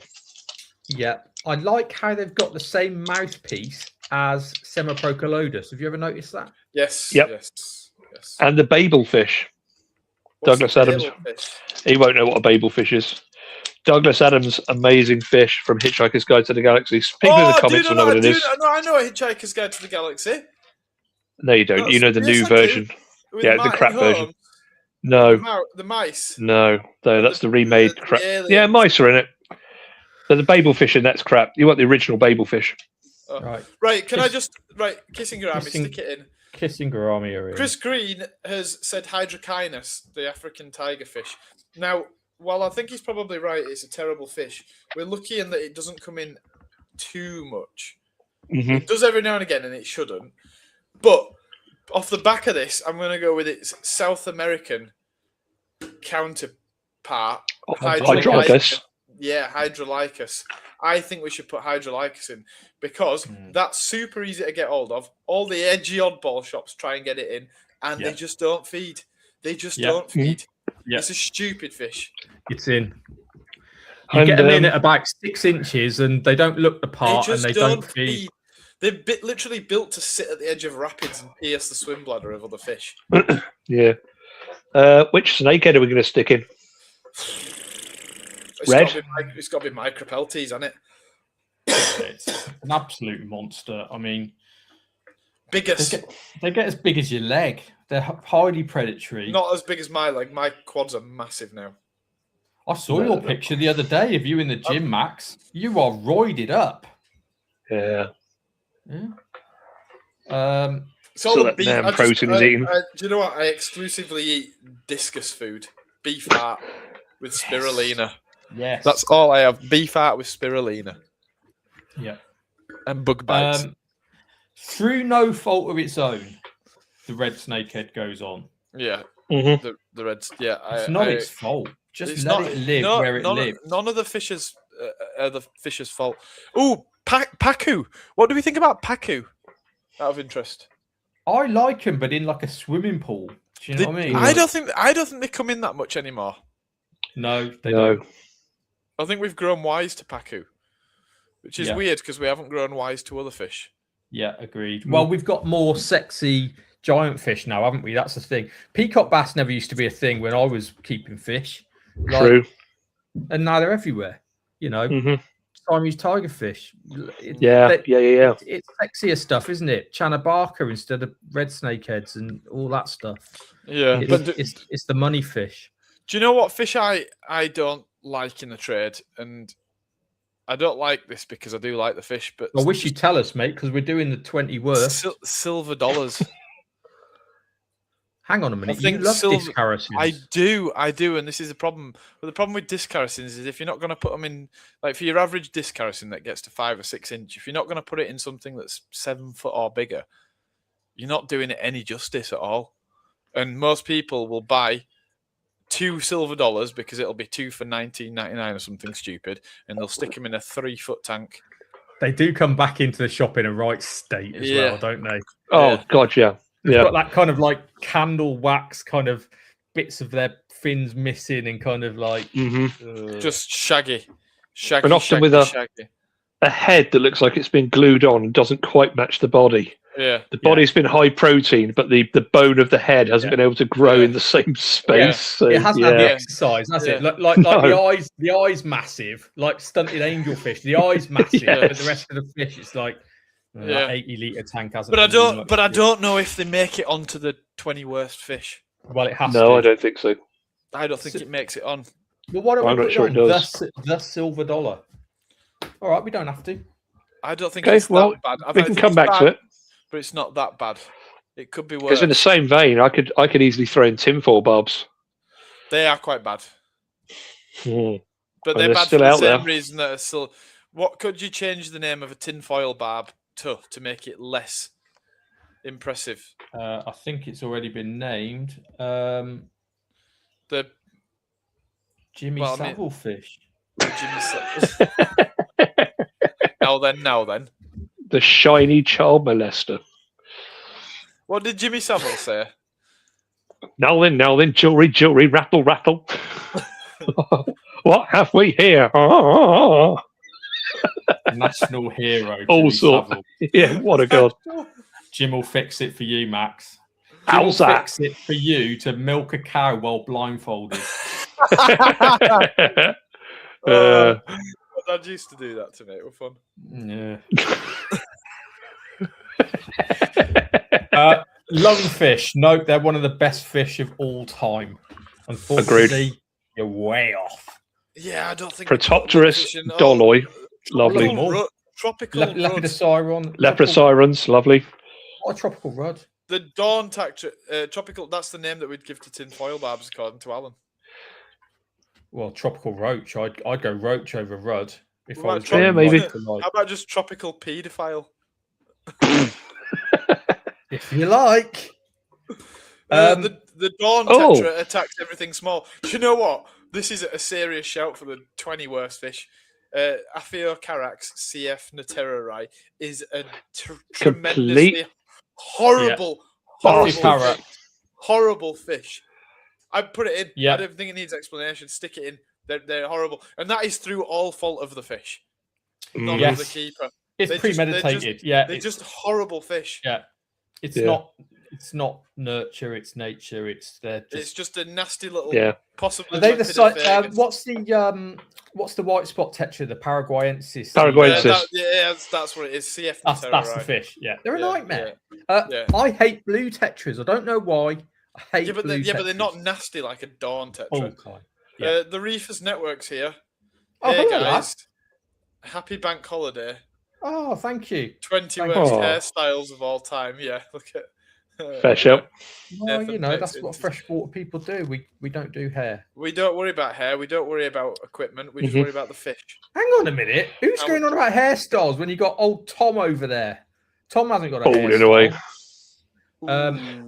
Evening, Tom. Are we listening? Are we going to whack in a half beak of some sort, like a big half beak? The ones that come in and always break their beak on the edge of the glass within like 3 seconds. That's horrible. What is that, Dermagenus? Or even like what's the other one? What's the needlefish? The Zenentodon cancilla, is it? Doesn't come in too much though, does it? Still break their faces as soon as they hit a tank. Come on, I hate. I've got a fish. I've got a potential fish here that might make it on. The dragon goby. Gobioides brucinetti. Oh, right, that one. Okay.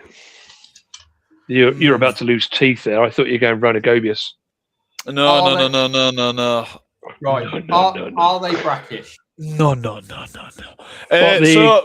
So here's the thing. I don't think brucinetti is. Peruanus is. Now, I know something about these because I never used to get them in for lots of reasons. And they're kind of like planktivores, aren't they? You got to feed them on cyclops and stuff. Small stuff. They don't like big stuff. Like mud sifters, aren't they? You never talk to somebody who's kept one for any length of time. No. Well, I worked with an old guy. Was it Nathan? No, the other old guy, older. Peter. Max, you might know him. Peter, who worked at Finest for a bit. He kept one for years and got it to like 2 foot.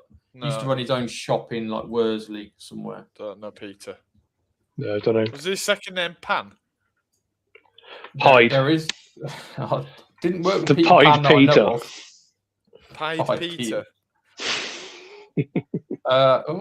Reef and Teeth likes his. Yeah, they're peaceful, but I don't know if they last well. That's my point. I think they're not going to bother anybody because they, like you said, they're okay. Talis pellets, they're quite interesting. Mm-hmm. But how long is that? How long did we keep them alive for? Because I want to see these things staying alive for like 5 or 6 years before I'm happy that they're Buenos Aires I like Buenos Aires tetras. They're all right, aren't they? They're all right. They're all right. They're not bad. I like Buenos. What about What about skunk loaches? Moletti. Yasuhi Kotakia. Yeah, I mean that. Yasuhi Kotakia. Moletti. They're horrendous animals. They are really horrendous. Spiteful little fish, isn't it? I will eat every eye in this tank fish. Yeah, I think you put it in because that's just not a fish you ever want to keep unless it's a tank full of just them. And they're still out there. They're still available. Yeah, all right. I'll put it in. I'd be happy to put that in. I'm happy to see that one going in. Well, on that theme, what else is just a bit of a nightmare then? As in just attackers? There's stuff that I don't think should exist. I don't like. I don't even like a longfin zebra danio. Do you? No. Absolutely not. I mean, it's the one fish that doesn't seem to mind it, but it just. Yeah, I know what you mean. Longfin, do you know what? Cherry barbs. Right. I'm going to throw one out there. And this made it onto our 100 greatest fish, which isn't hard because we didn't even finish the list. But the Celestial Pearl Danio, when was the last time you saw a healthy one in a shop? Well, I haven't for ages because they're all just getting inbred to shit. There's no new bloodlines going out. I've got some massive ones in recently, and they looked really healthy, but I think they're all male.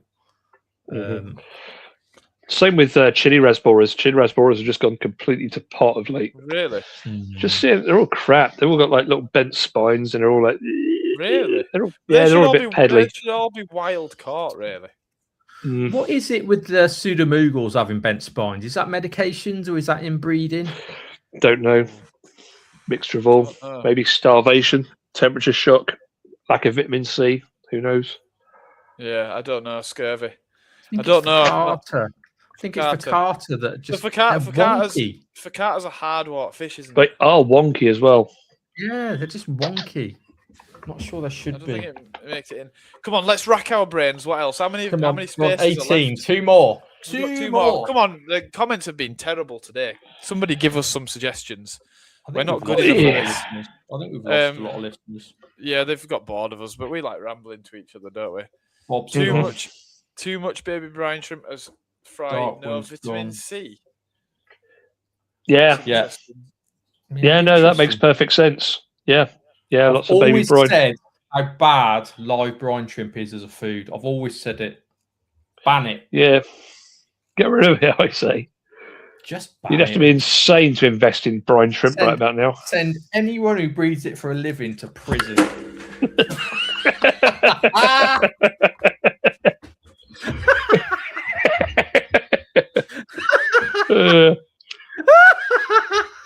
Oh God! I hope I can hear.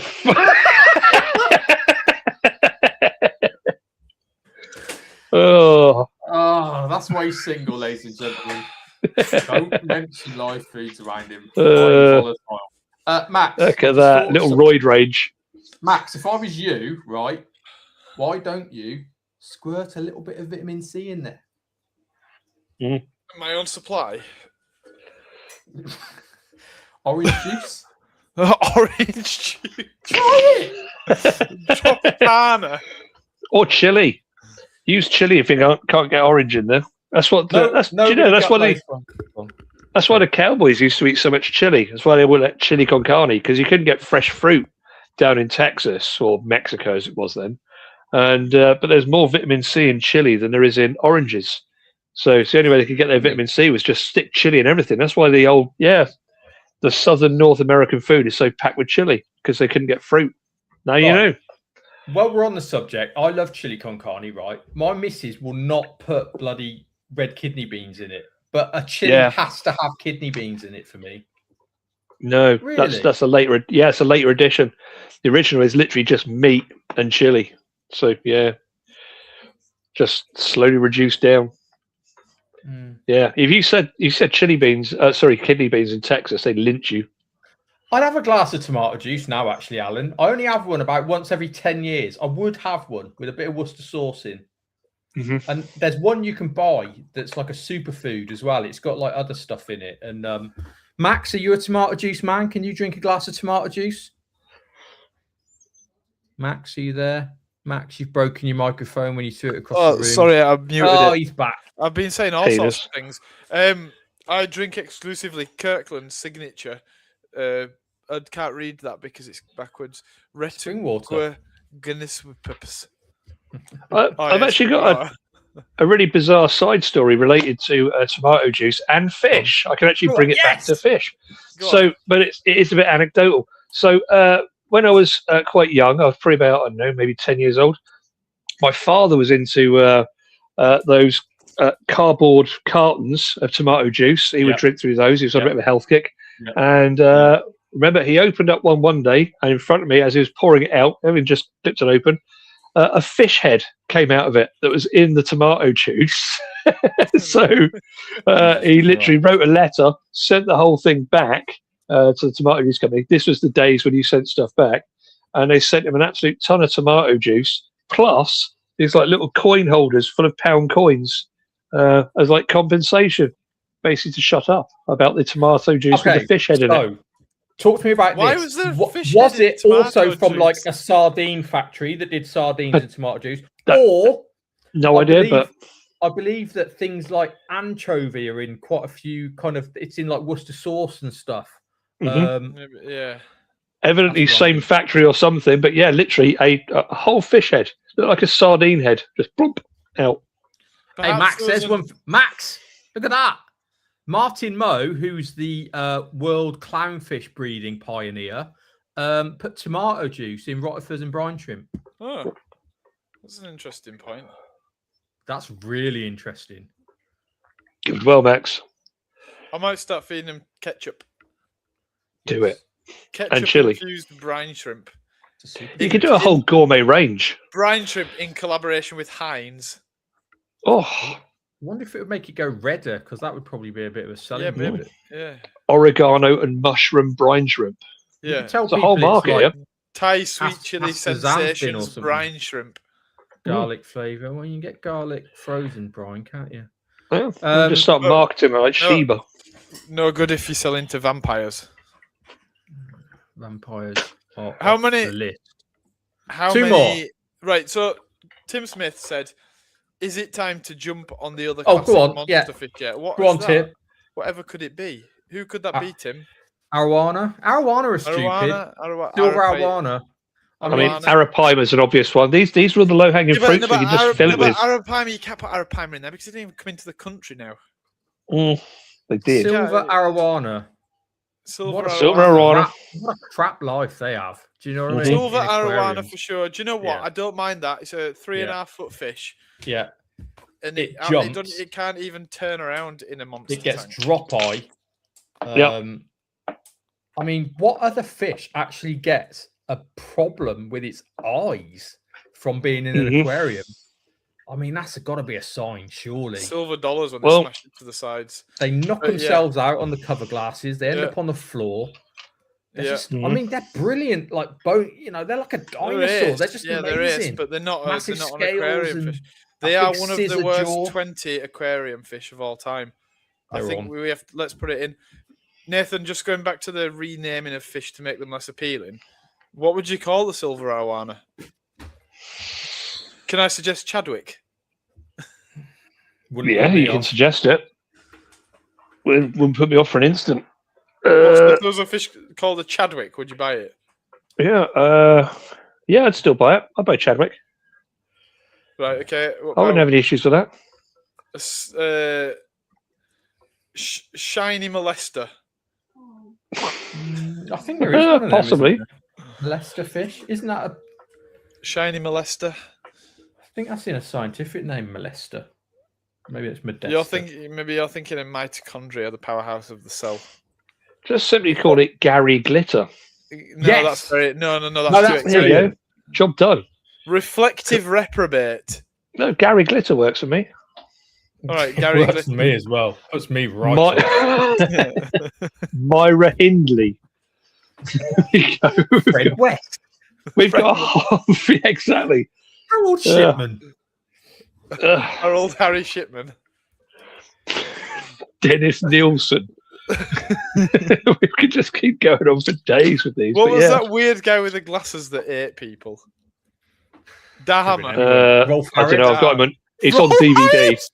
Rolf Harris. Paris fish. Look, if you're a bad The man, you're a bad Rolfaroo. man. You could. I wouldn't write anything off. What about Silvery Epstein? Oh yeah, It's got legs, very, actually. very timely. Oh, hang on a minute. Silvery Epstein. We haven't mentioned the former Duke. Oh, and just call it Andrew. Oh, Prince Andrew. Oh. I've got a silver Arowana. No, you haven't. You've got a Randy Andy. That's what you've got. You've got a Randy there. Imagine buying one of those. All sharks are problem fish, but alas, they are not in aquaria.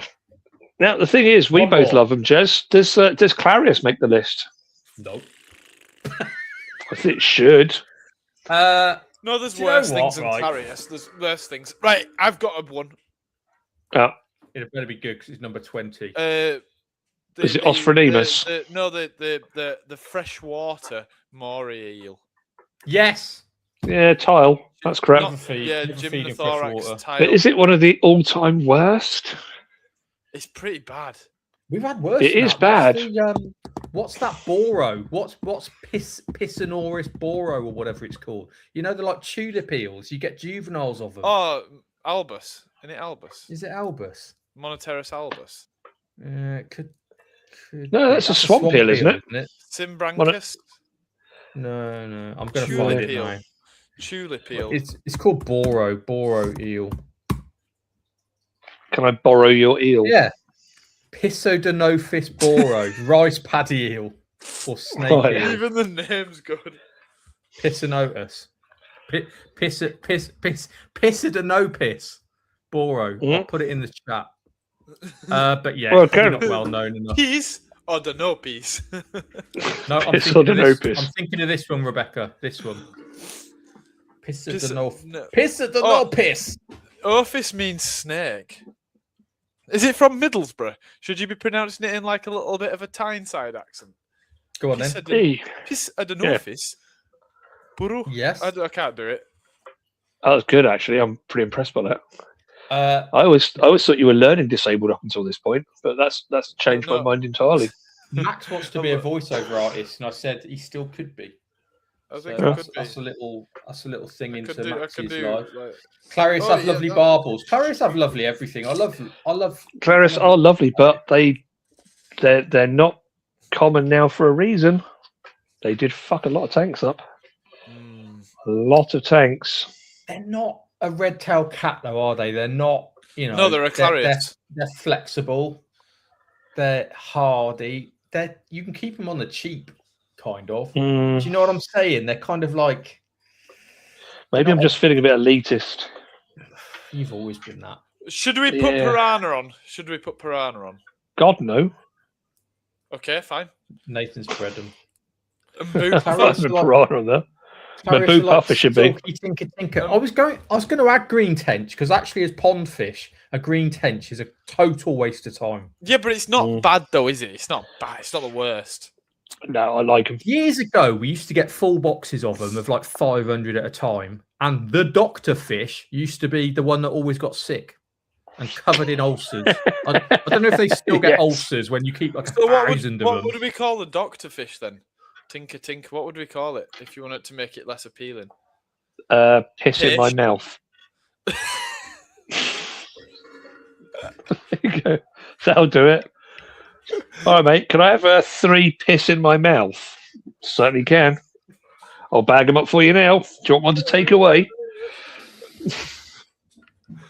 What about just aneurysm? Just call it aneurysm. Kind of works. Can I have genital herpes? Oh, can I have a genital herpes, please?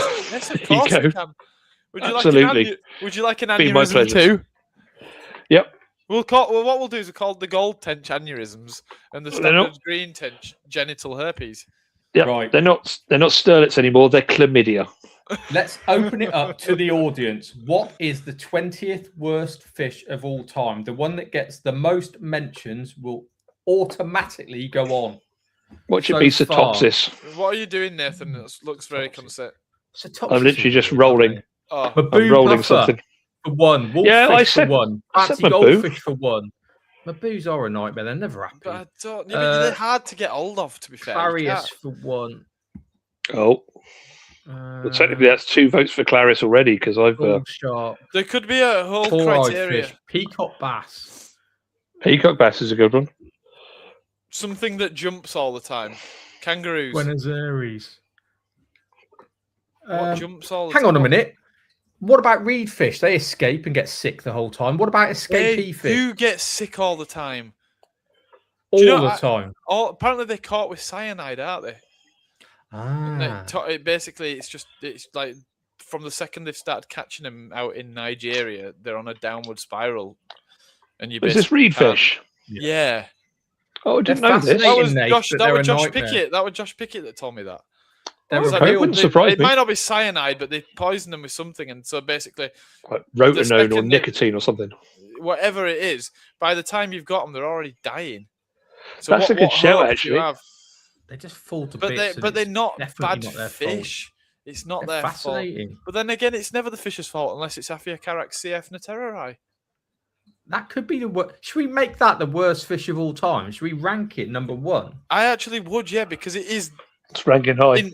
Inherently a bad fish. It's the. All right. It's the Prince Andrew of fish. He's not the worst person. Who's the worst person to ever live? Oh, now you're talking. Stalin. Is he? I mean, if we're talking death toll. What worse than Hitler? Worse than Genghis Khan? Hitler had like 6 million. Stalin had like 10 times that amount of his own people. And then you got then you have Mao Zedong. The Great Famine. So he killed tens of millions.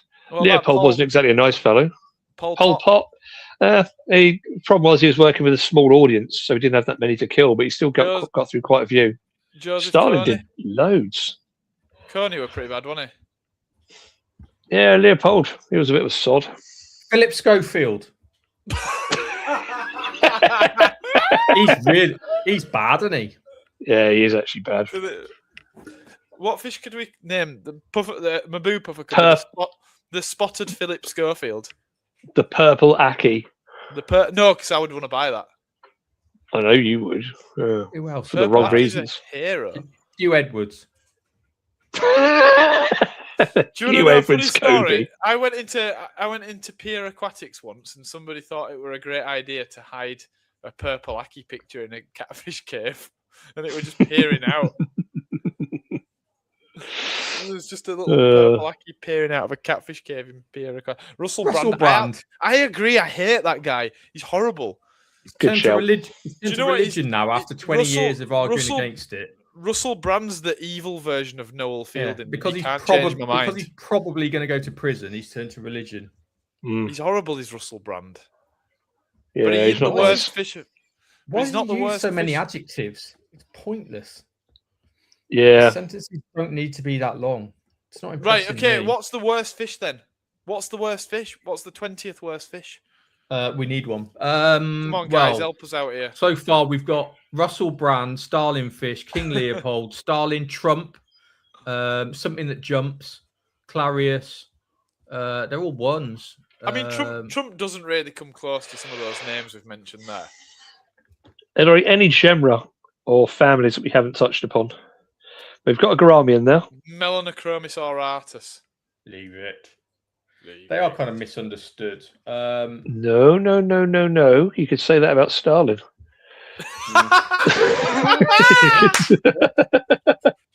Yeah. There. I think Melanachromis is a strong contender, you know. I'd have it on there. All right, let's skip off cichlids. Do we want to No. Do we want to do all cichlids? Should we just put cichlid on the list? No, you did that tactically. You've been sat on that for a while because you knew I couldn't resist that bait. What was it? Cynoeuterus, the featherfin. Oh, it's not that bad. Oh, it's a complete wanker. No, it's not that bad. It's not that bad. Oh no, it is. It really is. That's a hardy fish. That's a but it's not that bad. Snaffler. It's either that or it's the Negrita, the false upside down, evil. They're evil bastards. They're not that bad.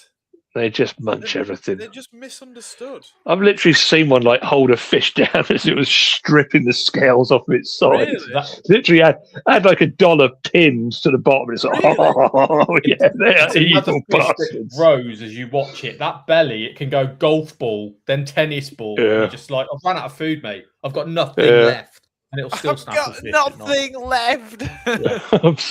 I've seen them chewing on things. Oh, hang on. And again, two people have gone gulper cat, and two people. Oh, hang on. Cynodontis eucharis is a nice shoal. In a nice shoal is a great fish. I've seen him in public aquaria. In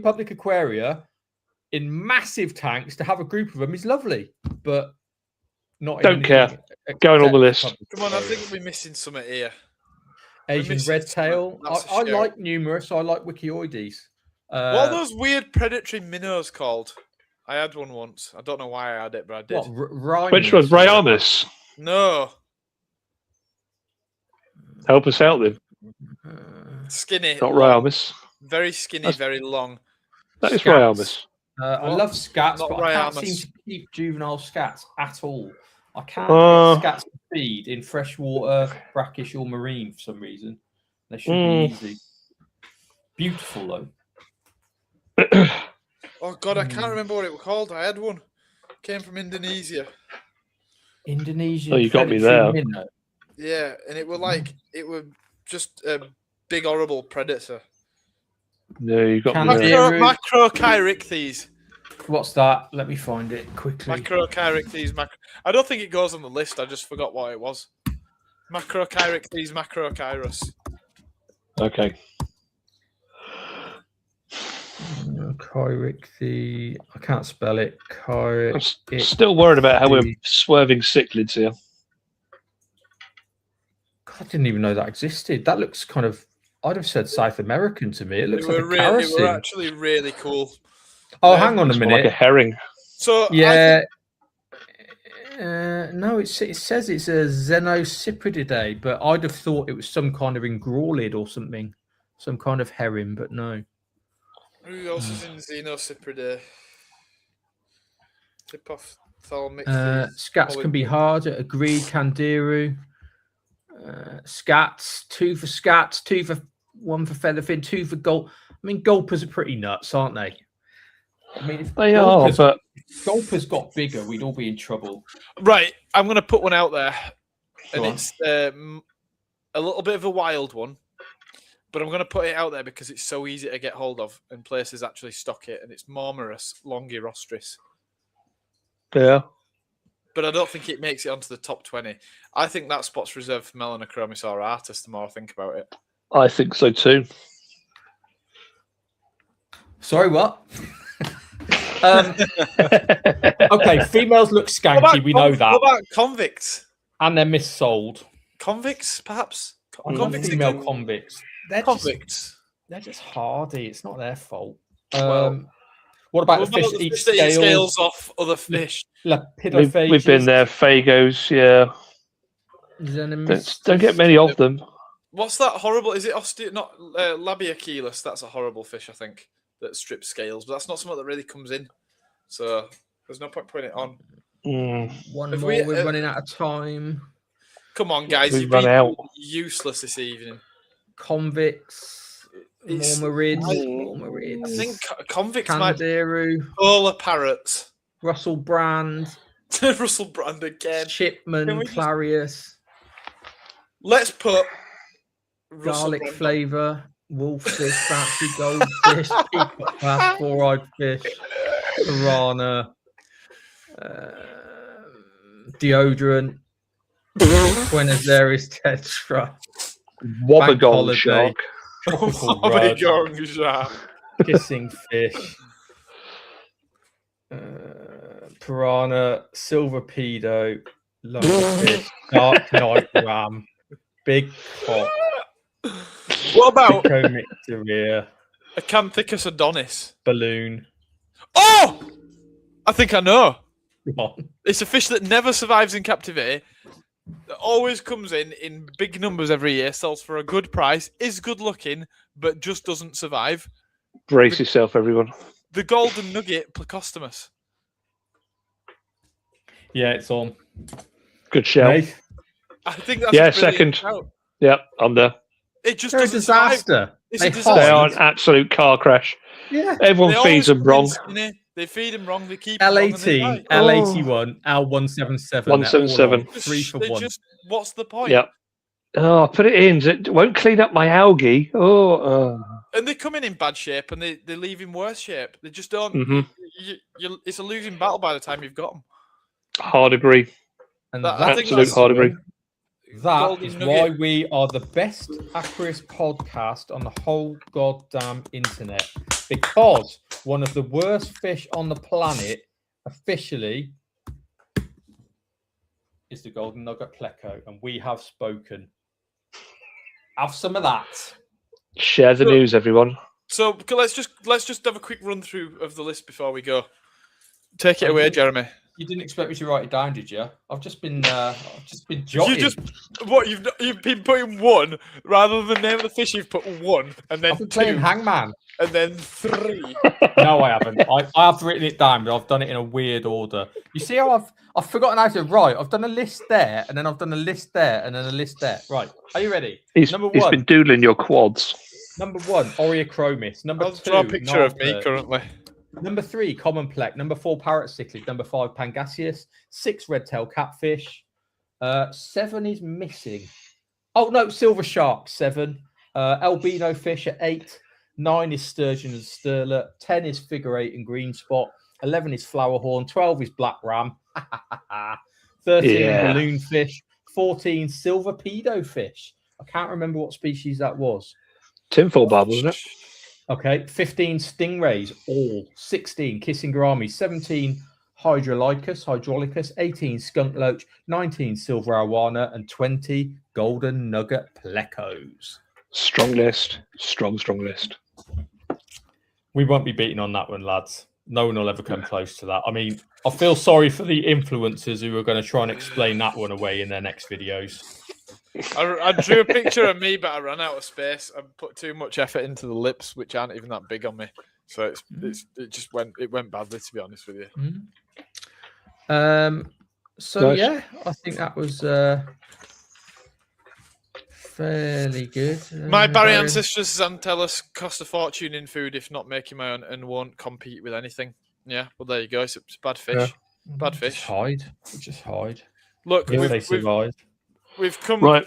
We've come again. We've done what we had to do. We've given you 20 of the worst fish. So remember to avoid those fish. Silver pedophiles. We'd like some guests, future guests. Rebecca, Stuart. Who else can we have on there? Alan. Who? Come on, we need a guest for next week. We've not had it yet. Yes, I was. Because we want to get the quiz going again. We need to do the quiz. So I think there's a fear of the quiz. I think there's a genuine fear of the quiz. I think it's the hardest quiz on the internet. It's the hardest quiz. Let's sort out a guest for this week, and we'll be back again next week with a subject, and we'll talk about it. And we're gonna have some structure because we've been lacking that. I've been lacking that as long as I've been alive. Yeah, Chris has been on twice. Come on, come on, panel.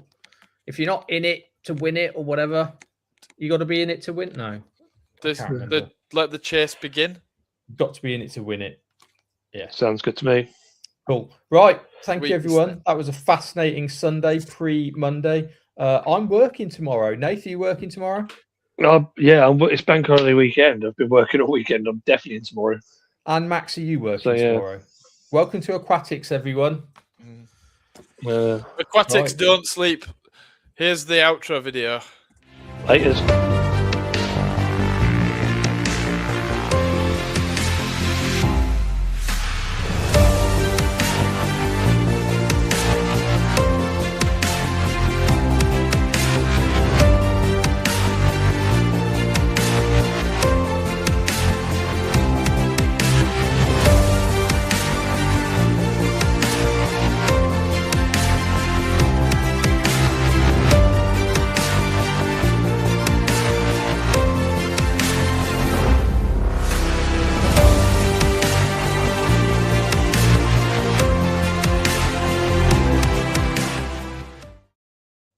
Fancy a biscuit or something along those lines. You need to end the live, Max. Oh yeah.